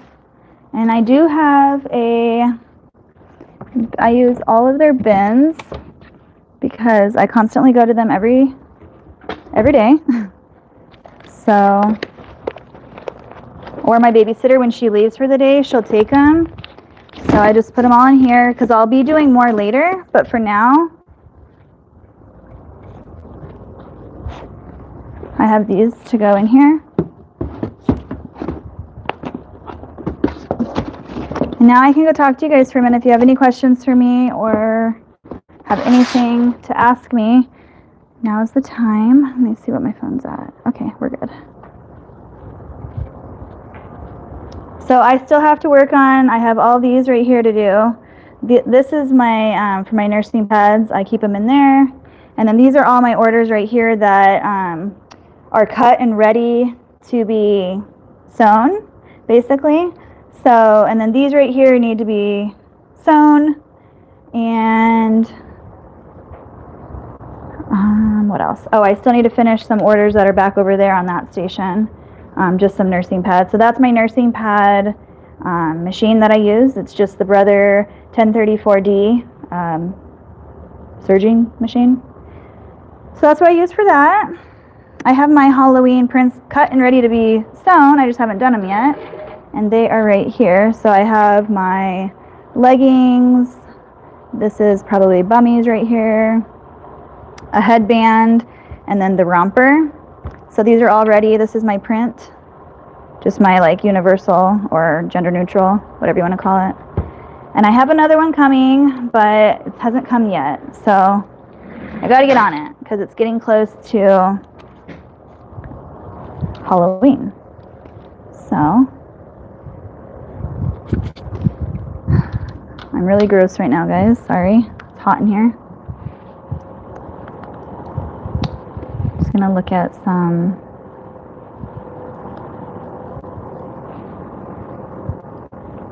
comments.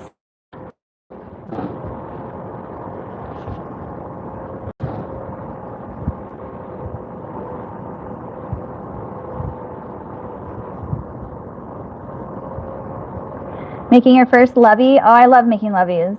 And they're so cute.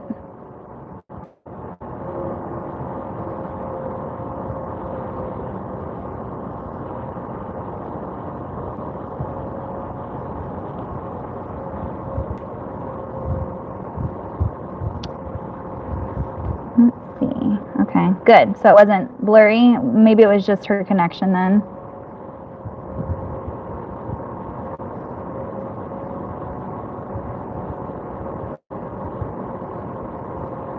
You guys are funny. You need one of those red lights that say recording in session like the movie sets. I know, because they always come out and they're like, are you recording? I'm like, yeah. If I'm not live, I'm recording. Actually, I haven't been lately, but yeah. It's super hard to find time to be live without ruckus going on, but you just got to do it.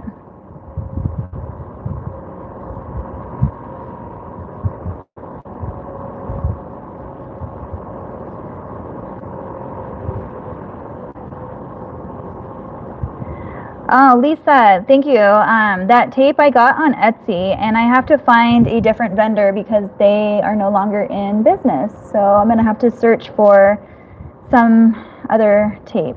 I've heard that No Issue is a good brand. I haven't tried it or used it, but I've heard that it's amazing. So we'll see.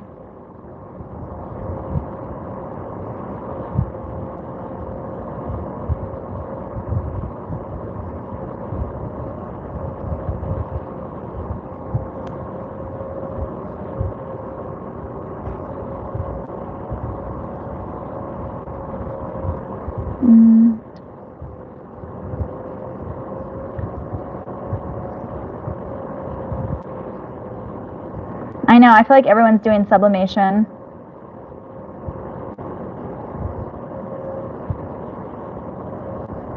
I just have some other things that I have in mind that I'm going to add to my shop. So I have a different section. It still goes along with the baby theme, but it's going to be something a little bit different whenever I get around to actually having time to do it.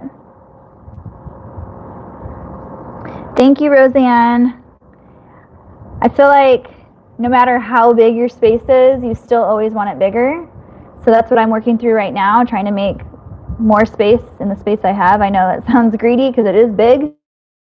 But you know what I mean. The more you have, the more you want, if that makes sense.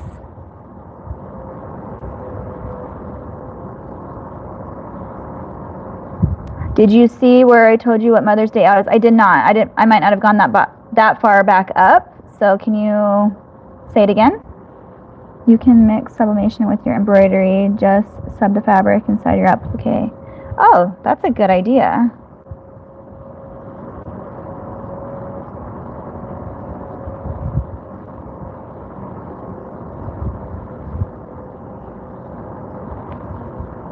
I've only used the laminate on canvas and the Dollar Tree whiteboards that look like a paddle. So I saw a TikTok video on, because you guys always ask me about my templates, and so I saw a TikTok video about how she made her templates using her Cricut machine or Silhouette, whatever you guys have, cutting out, what were they called? Like clear cutting boards, I guess you can get at the Dollar Tree. And they're like 11 by 14, so you can't go too big on your template, but it will cut out whatever you need it to cut out. So that's an option for you guys if you guys are interested in making your own templates.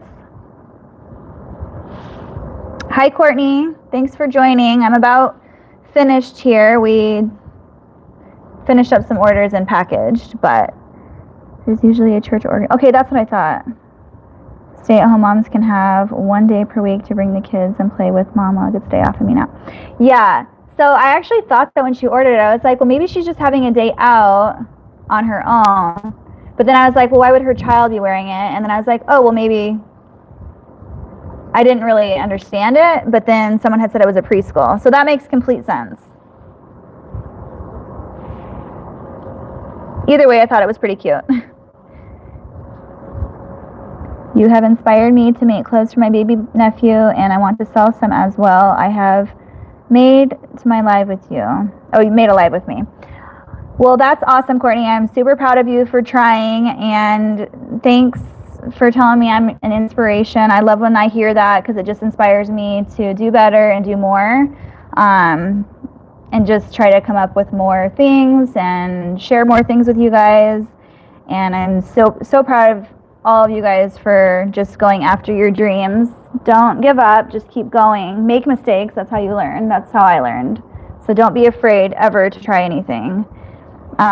Like for me, sublimation, I've never done sublimation before. I knew not the least thing about it, but I ordered what I knew I needed to order. I tried, I made my grandma a shirt and she loved it. It turned out perfect. Well, not perfect, but perfect to me. And it was awesome. So I can't wait to try and experiment new things. I also want to experiment new things with my new 12 needle. I have been messing with it every day and I am loving so much about it. It's actually way easier than it was in the beginning, just because, you know, once you use things over and over again, things finally start to click and you start to understand them more, and then you try more because you feel you want to not be competitive, but you want to challenge yourself. So I've been challenging myself on different projects with it, and it's pretty awesome. Again, like I said, the only thing I can't figure out is the whole downloading your picture and then stitching it out. I think you have to have a software for that. So I'm going to go ahead and probably purchase the Stitch Artist program and try it from there. Where did you say you bought your work tables at for the machines? So like these ones that all these ones are on, those are from Costco. So it comes in a 2-pack. So both of those tables right there, that whole row was only $60 at Costco. So really, really good deal. I have 1, 2, 3, I have 4 sets of them in here. Lots of table space. And I just covered them with white shelf liner from Walmart so that things don't slide around. So the white on top of that is just a shelf liner. Hey, Alicia.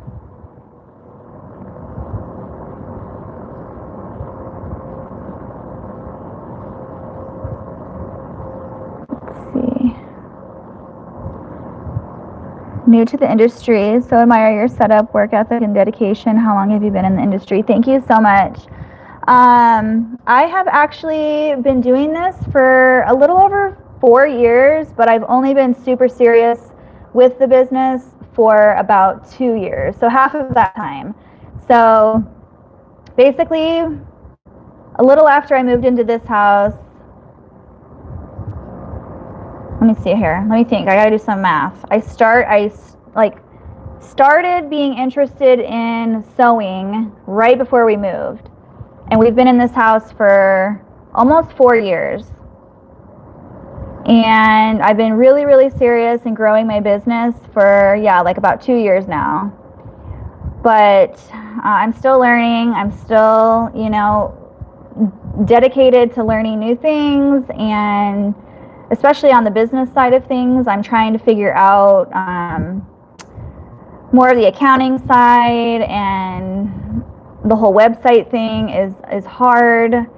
Social media is hard, so I'm not very fond of, you know, posting and doing all that stuff. So I'm trying, I'm getting better. I'm not the best at it, but you just have to try, and that's what I'm doing right now. So I know I could probably be more successful if I was more into the social media side, but it's just time consuming. I have a family, I have 4 kids, so it's really hard to do that. So I'm almost like wanting to have somebody else just do that part for me at this point. But each thing in your business takes time and dedication.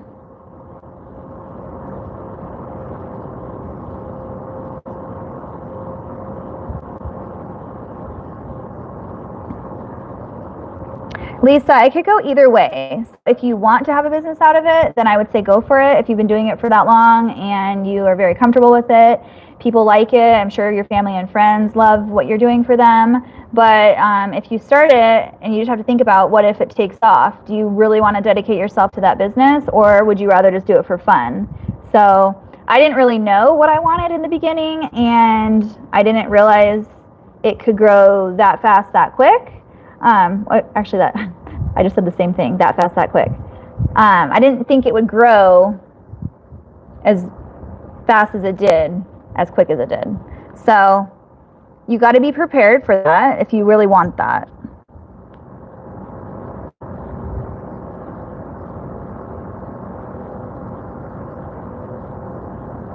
Oh no, the ink expired. So I just got a simple printer from Costco, and I just converted it with the ink like a lot of other people are doing, and it was super simple to do it that way. My 10-year-old neighbor would be my administrator, she says, and is a brainiac. Angela, yes. Like, seriously, if my daughters would just do it for me without complaining about it, I would have them do it, because they know more about those apps and posting and TikTok and all the other stuff more than I do, and I just can't set aside time to do it. I always keep saying I'm gonna make a calendar and do this and do that, and then I don't. I just get caught up in doing orders and thinking of new things for the business, but then I also think about, well, I'm already this busy, do I want to be even busier? I don't know. So it's hit or miss.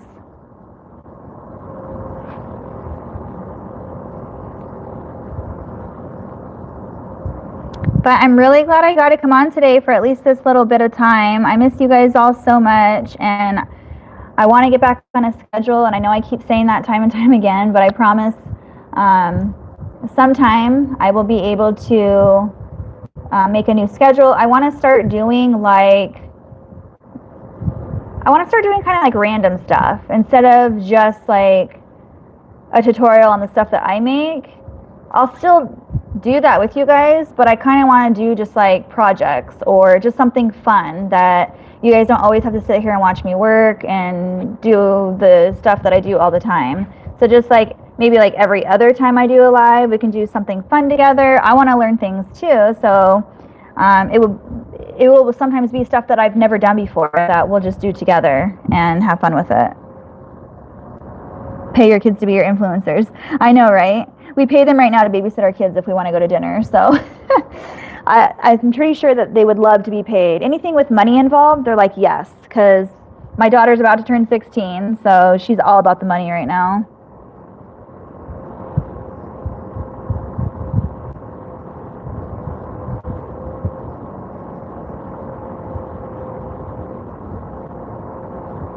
Yeah. Yeah, my younger kids know how to use my phone more than I do. I'm like, here, how do I do this? And they know how to do it.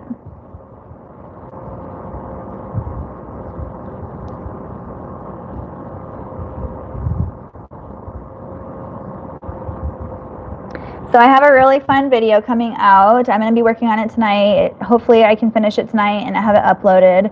But my sister was here, for those of you who missed that earlier. She was here helping me for about a week and a half. And every day during our lunch break, we would stop and learn a line dance, because we've been really into like learning how to, we want to go to do dance lessons for country dancing, because we grew up country dancing.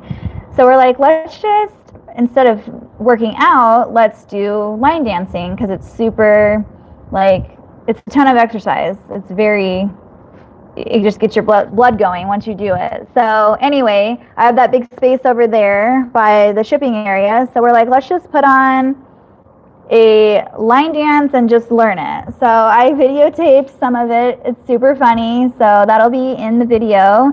And I just thought it was something fun and different that you guys can watch during my working day. So we did that a couple times. It was fun, but as you all know, it's super hot in here. So we did like work up a sweat, got a good workout, and then we went back to work. So it was a good fun day.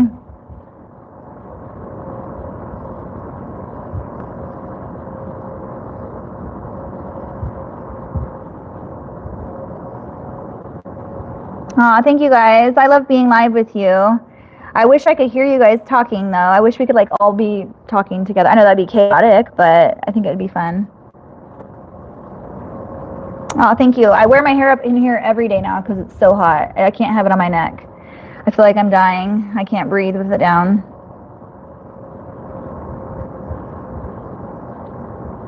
I'm thinking of making t-shirts from polyester fabric instead of trying to buying them. Just a thought. That's a good idea. Okay, so I don't know if any of you guys have tried this. I just got it in the mail, so I haven't tried it yet, but I bought a spray that you can spray on your shirt that you can use sublimation on cotton for. Have any of you guys tried that? Because I can't really find a stylish shirt that I like that's polyester for sublimation. And I like the shirts that I have, but they're cotton, and I've already tried one of my onesies, and it doesn't work because it's cotton, it's not polyester. So I bought this spray. The only thing I'm afraid of is it stiffening the fabric. It says that it'll stiffen the fabric so that you can sublimate on it, but then the fabric is stiffened. And I don't want to send out an order with a hard piece of fabric, basically. So then I would have to wash it before sending it off, which I don't do. So if any of you guys have tried that, let me know how you like it.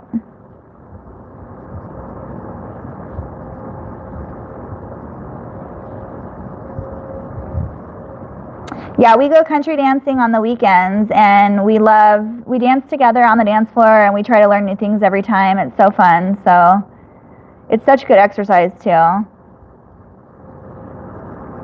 The Chromoblast ink and a new Sawgrass printer for that. Awesome. Do you like the Sawgrass printer?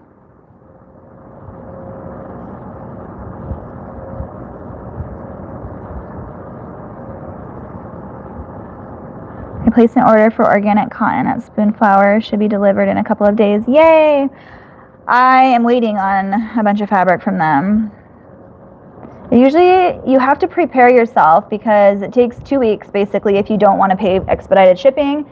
They take about 2 weeks to get to you, and so that is why I order my fabric, and then so like the stuff that's actually over there on the table that just got in, I'm still going through the rolls or the bolts on my shelf right here. Once I roll that one, when this one's empty, then I reorder it. That's how I keep up on it and keep tabs on how much I have, because they do take 2 weeks to get to you. So every now and then, if I get a custom order and I don't have enough for what they need it for, mainly for blankets, I have to do like expedited shipping. So, but always let them know if they want it that fast, then you're gonna have to pay for that because it's expensive. So, and it depends on how much you buy it as well. I tried the spray and I don't like it on the shirts. I tried it on bags and I like it better. What does it do to the shirts? Does it make them hard? Or does it work at all? You also have to find out if that poly stuff is CPSIA compliant for kids. True. So yes, I am researching and doing all the things for CPSIA compliant stuff. So because my business is getting bigger, I do need to make sure that everything that I do is compliant. So everything that I have so far is compliant. I did not think about the spray, so thank you for reminding me about that. Oh, really? I have regular Sawgrass printer. Prints are same as my Epson, but so much easier to use. Oh, okay.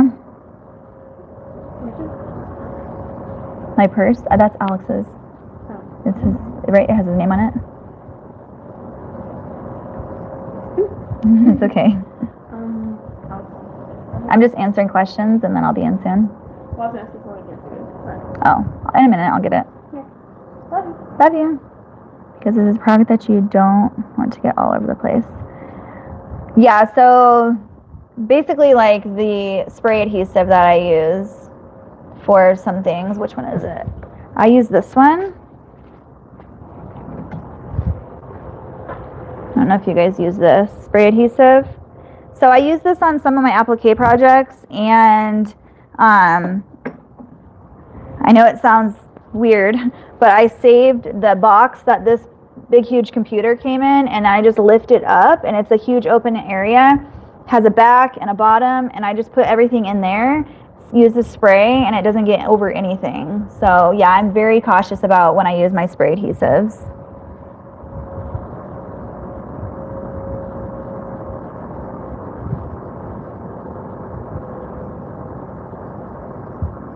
The fabric is so expensive. Oh, from Spoonflower? Yeah, it is.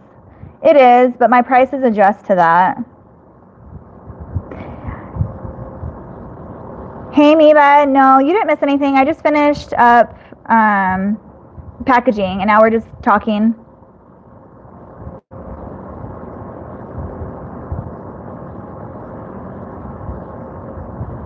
Yes, it is special, really good quality and designs, but I live in Canada, and people will not pay that much.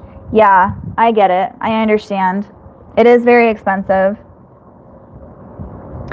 I think one of the main reasons why I like it, because I can get organic cotton pretty much a lot of fabric stores or online shops have organic, which is what my business is about. But I think the main reason why I stick with that is because, and I know that there are other options out there, but I like to have the same print for all the different fabric choices that I have, like organic cotton knit.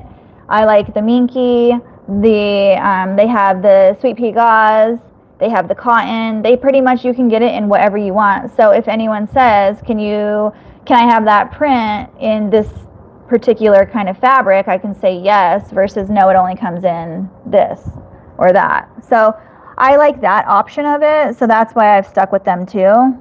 And again, I know there are other like companies that offer all the different types of fabric in like print on demand services, but because I am familiar with Spoonflower, with how it works, I have like I buy the Pro package, I think that's what it's called, annually, so I get free shipping and all that. So I'm just already acclimated to them, if that's what you want to say. Do you mean Spoonflower cotton? Yeah.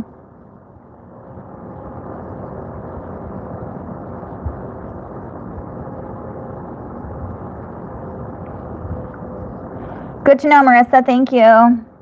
I'll probably try it on a onesie that I already tried sublimating on. I'll do it on the back to test it and see what works.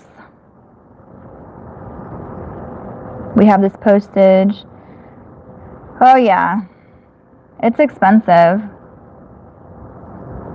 I just bought a used designer diamond royal. You have inspired me to try embroidery. I can't wait to dig in. Oh my gosh, Cindy, you're gonna have so much fun. It's so fun, especially like when you dive in, just dive in, start doing things with it.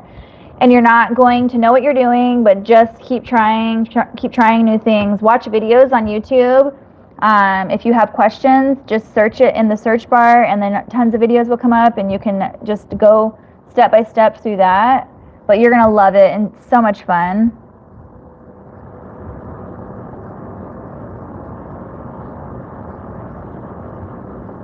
You're an inspiration, Amber. I bought my first serger this week because of you.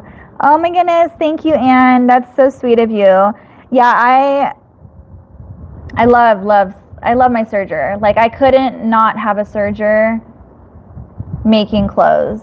So you can make them just using a regular machine as well, but I think when you have a business, you have to at least invest in a serger. It makes life so much easier. I'm all about being easy and just quick, but in a good way. Like, obviously take your time doing your products as efficient as you can, but also as the best quality as you can as well. It just take into all those factors. Time is money, but also you need to know what you want people to remember your company as. So mine is all about customer service and quality. I will not, if I finished a complete shirt and there was something on it, a spot, I wouldn't say, there's two types of people. One would be like, oh, they won't notice it, it's fine, and sell it anyway. Other people would be like, oh, it's kind of noticeable. I don't really want them, to think bad or whatever, like that. Me, I would be like, there's a spot on there, I don't want to sell it like that. So I'll literally completely just give this away to somebody for free, or sometimes what I do is put it in their package, make them a brand new shirt, and then put that one in there and just write on their thank you note, thank you for your order, blah, blah, blah. I threw in this extra shirt because there was either an oil mark on it, or there was a stain on it, or I messed up, or whatever, just like telling them what happened. And now your daughter can have an extra play shirt. So they can have the nice one for pictures or whatever, and then the other one that's messed up they can play with, or play in and get it dirty, and it won't matter because it's already stained. So the reason why this shirt is sitting out here right now is because I noticed that this side is way higher than this side, and it just looked funky to me. So I wasn't going to sell that shirt, knowing that they could potentially be like, the shirt is uneven. So I just didn't sell it at all.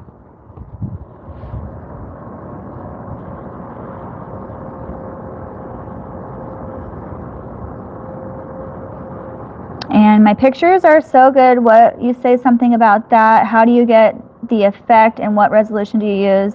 You're not asking too many questions. Ask away. So whenever I do a live, I usually do sit at the computer at the end of my live and answer any questions you guys have, because usually during my live I'm walking around and I can't really talk to you guys. I'm just working. So I do plan on making a video on how to make your pictures simple and easy. There are 3 things that I use with my photos. I have an actual setup, so it's a table, and I just got like foam board. I have 2 pieces of foam board that I have then taped just some basic faux, I don't even know what they call it, vinyl, I guess, faux vinyl from Amazon. It comes in like a big roll, and I just cut it to, basically I have a back and a bottom. So I put the vinyl on the back and then on the bottom, and it's the same, making sure it's the same way. Line them up together so that you don't have that like wrinkle in there. And then I bought 2 standing photo lights, that way they can face together and break out all those shadows, so they're on each other and then pointed down on the photo. I also have an overhead light, which is just a regular light that I had that I just clipped onto my hanging, I don't even know what it is, it's just like a bar that's hanging in my garage. And so that way I have an overhead light, 2 lights on the side, and then I literally just use a couple props. Less is more, so I only use 1, maybe 2 props every time. And then I just use my phone. I use my phone camera. I make sure I'm standing above the photo. So if this is my camera, I'm looking down on it and I do it above it. So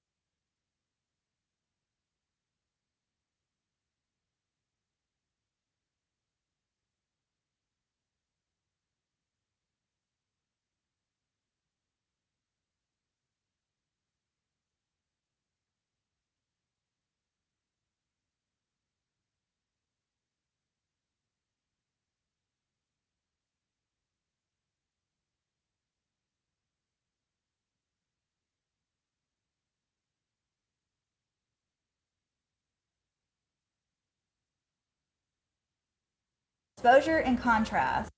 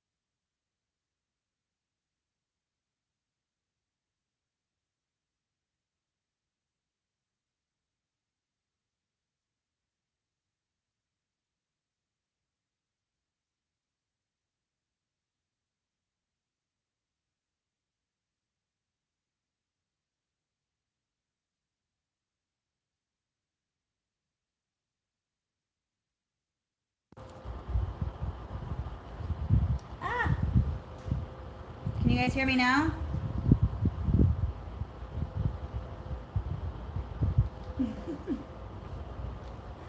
Oh no. No sound? Okay. I guess my mic went out then.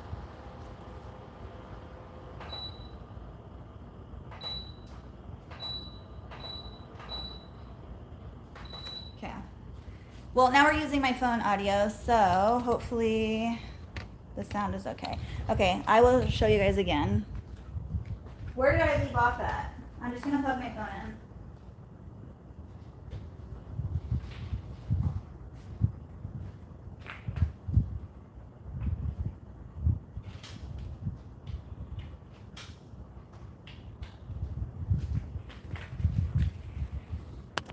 Okay.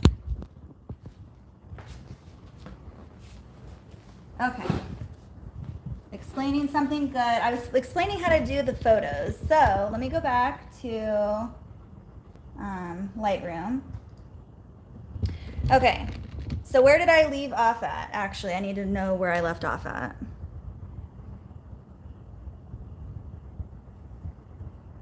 Or did you guys hear any of that?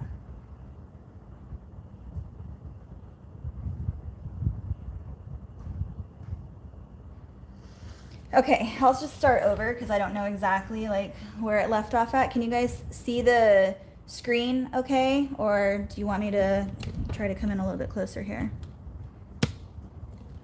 Little Lightroom. As soon as you move to the computer. Okay, so what I was saying is I'll start over because I did that. Okay, I'll start with, let's see this one. Okay, so here's a picture I took. Is my voice good now?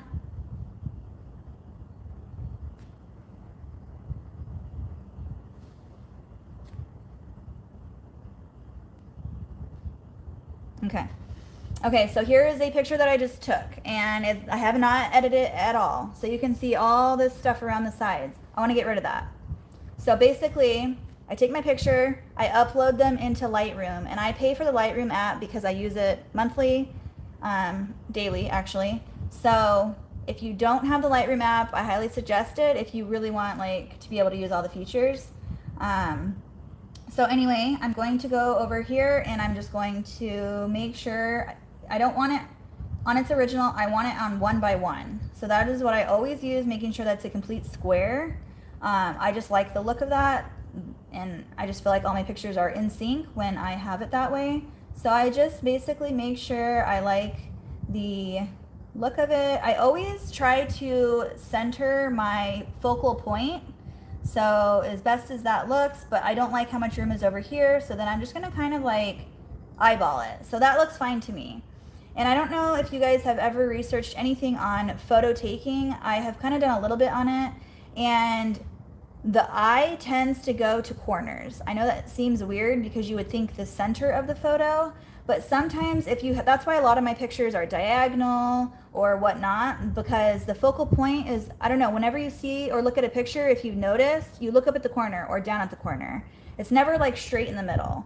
And I'm not an expert, I'm not a professional at photos, but that is what I've learned and read upon. So that is how I choose to do my photos. This one isn't a great explanation or what's example of what I just talked about, but like these ones down here, they're sideways. So anyway, when you're done cropping it out, your next step is to go up here to the corner to these 3 lines where it says edit. And then most of the time, what I start with is hitting the auto button. There's an auto button right here. I usually just hit that and it'll literally just pop the picture. It'll change it for you. Sometimes that's good enough. And if I like the brightness of the photo off the get-go, then the only other thing I'll do is come down here to clarity, and I'll change my clarity, never usually past a 3, because it does like boom it really fast.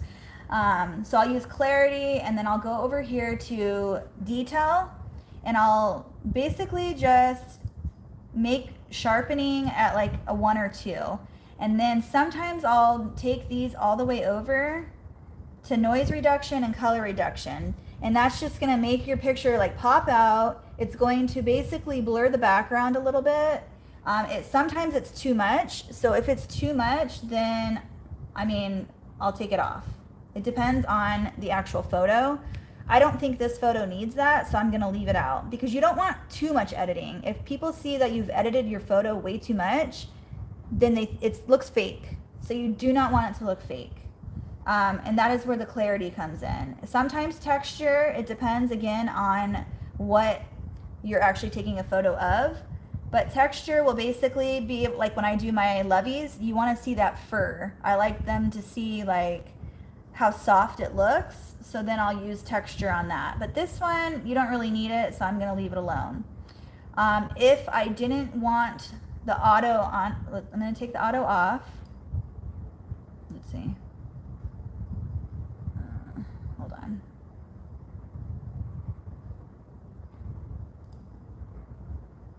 Undo texture. Undo sharpening. I'm gonna undo pretty much everything I just did so I can show you what it looks like.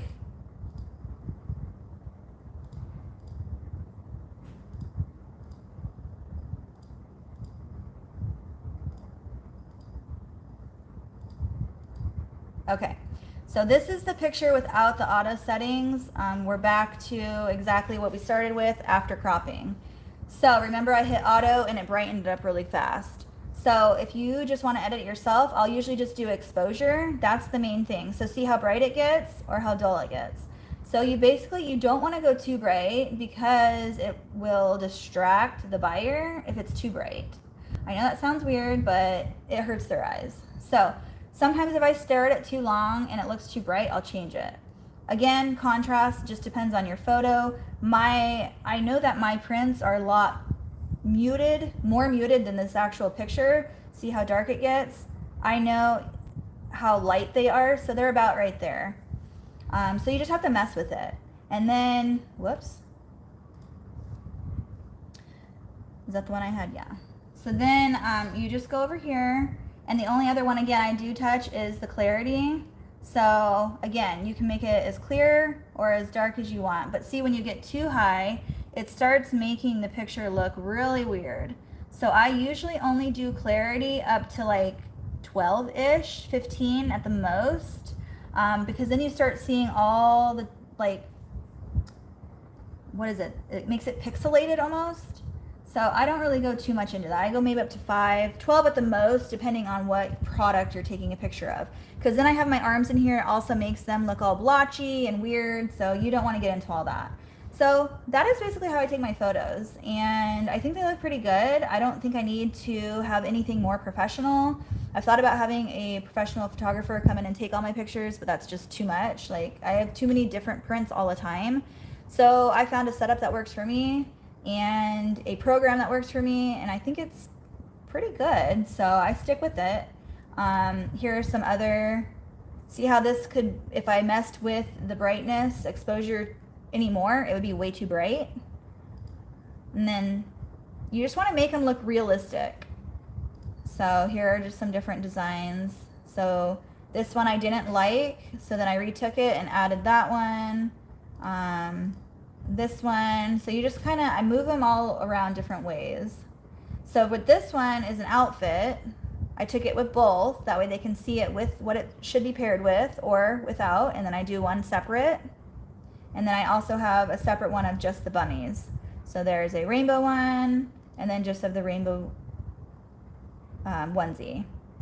And then this is just showing all of them. So just different ways to do it. Try different things, do different, you know, like I said, I always like to take it straight on because I just think it looks better like that. That's my own personal opinion.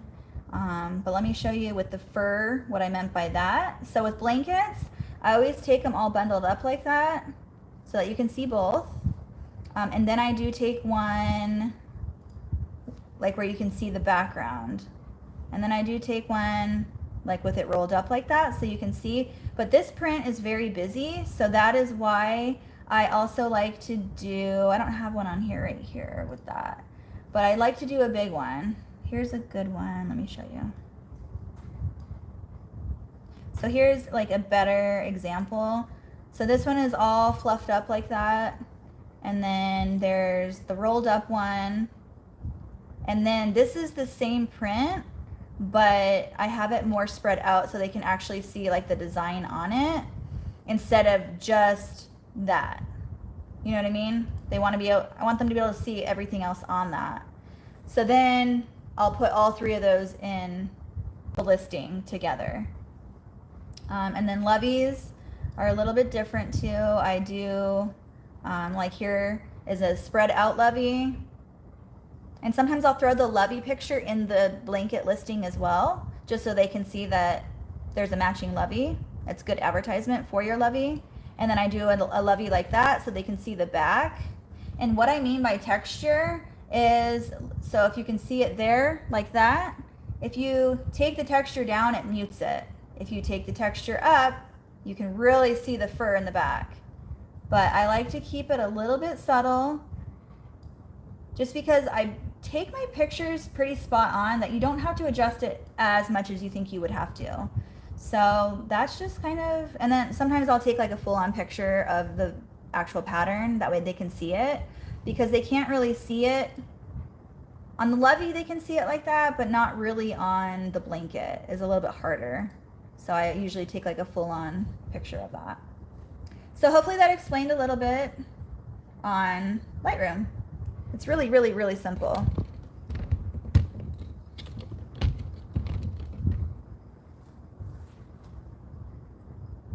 And hopefully you guys can hear me now. Okay. I joined late. What program is she using? I was showing about Lightroom.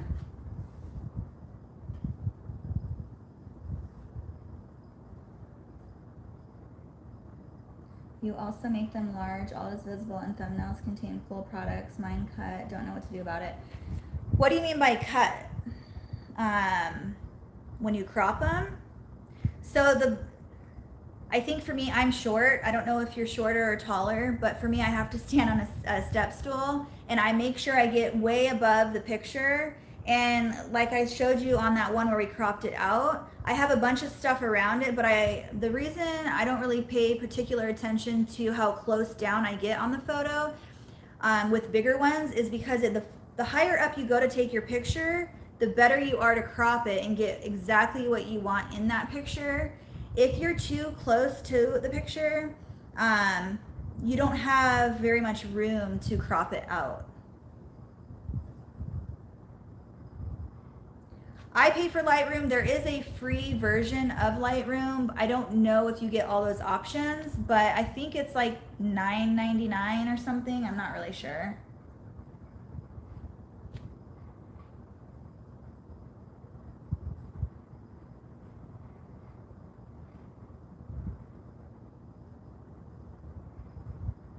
So let me see if I can show you an example of a listing.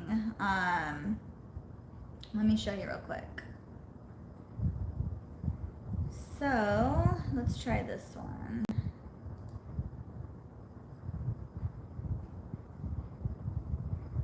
Okay, let me show you on this one. Okay, so you can adjust your thumbnail. So if I didn't like, this is my picture. If I didn't like how it's showing on my thumbnail, I just go to adjust thumbnail and you can zoom in as far as you want. You can zoom out as far as you want. That's also the reason why I take all of my photos at a 1:1 ratio. I just feel like I never have to crop them or edit them in my Etsy listings. They just always come out good. So like let me just show you. I'm gonna add a photo just for an example. I'm gonna go into my hard drive. I'm gonna find my Etsy pics. I'm not even gonna choose one that goes with this listing. I'm just gonna show you how it comes out. So all of these photos in here I've already edited through Lightroom and they are ready to just be uploaded. I have no more editing to do on them. So I'm just gonna throw in, let's just throw in the one that we just did. So it's right here. So I'm just gonna choose that. And once it calibrates and gets in there, you do not have to edit it again. It's already in there. It's perfectly ready to go. So just like, let's see, here's another one. These are all ready, edited, and ready to go. I save them on my hard drive, and then they're ready to be put into Etsy or my website.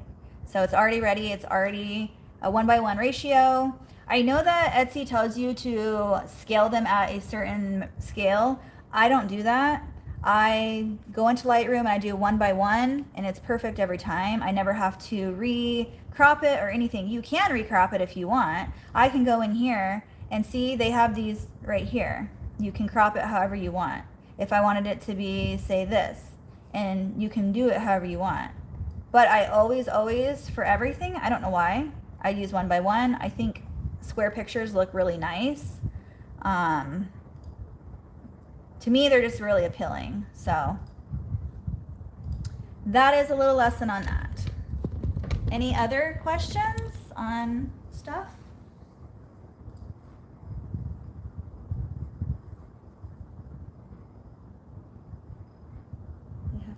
They do have a free version. I'm telling you to zoom out, but then no room to do that. Exactly. Their suggestions are not the best after all.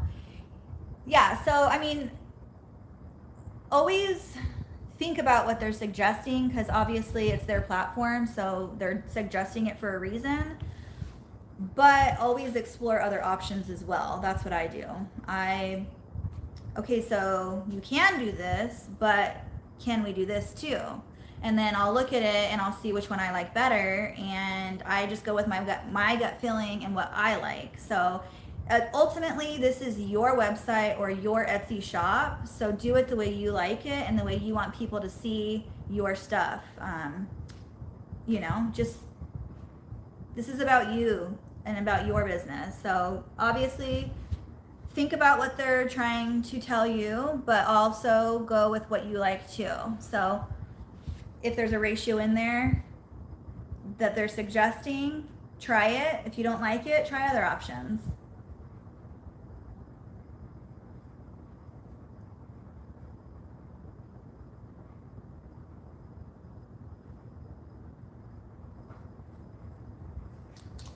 Well, I wasn't even on here for that long. What was it, a couple hours? And my thing went dead. So I don't know why it died so fast. That's weird.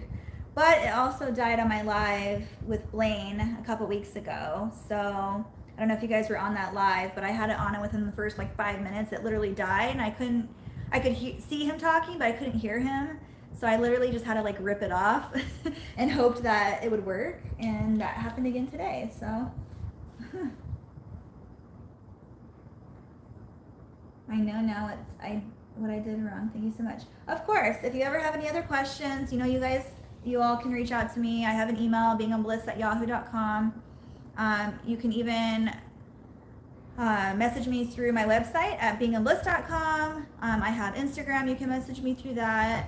If you aren't already following me on Instagram, my Instagram handle is linked below, but it's at bingham_bliss, all lowercase. Make sure you use the underscore, otherwise you won't find me. I am now on TikTok. If you're on TikTok, just it's Bingham Bliss. Everything is Bingham Bliss. If you see my logo, you know that's me. It's this one right here. Bingham Bliss, that's my logo. So if you guys ever have any questions or need anything, don't hesitate to reach out to me. So if that is it for now, I'm gonna go ahead and jump off of here and try to get some more work done because I have a ton of orders to get out, but I just wanted to hop on and say hi to you guys because it's been so long, and hope that I can start coming back on again. And I know a lot of my night owls miss having a live at night, so I'm gonna try to do some during the day and some at night, and whoever can be on whenever, that's awesome. But I do miss you guys, so if you don't have any other questions, I will say bye for now.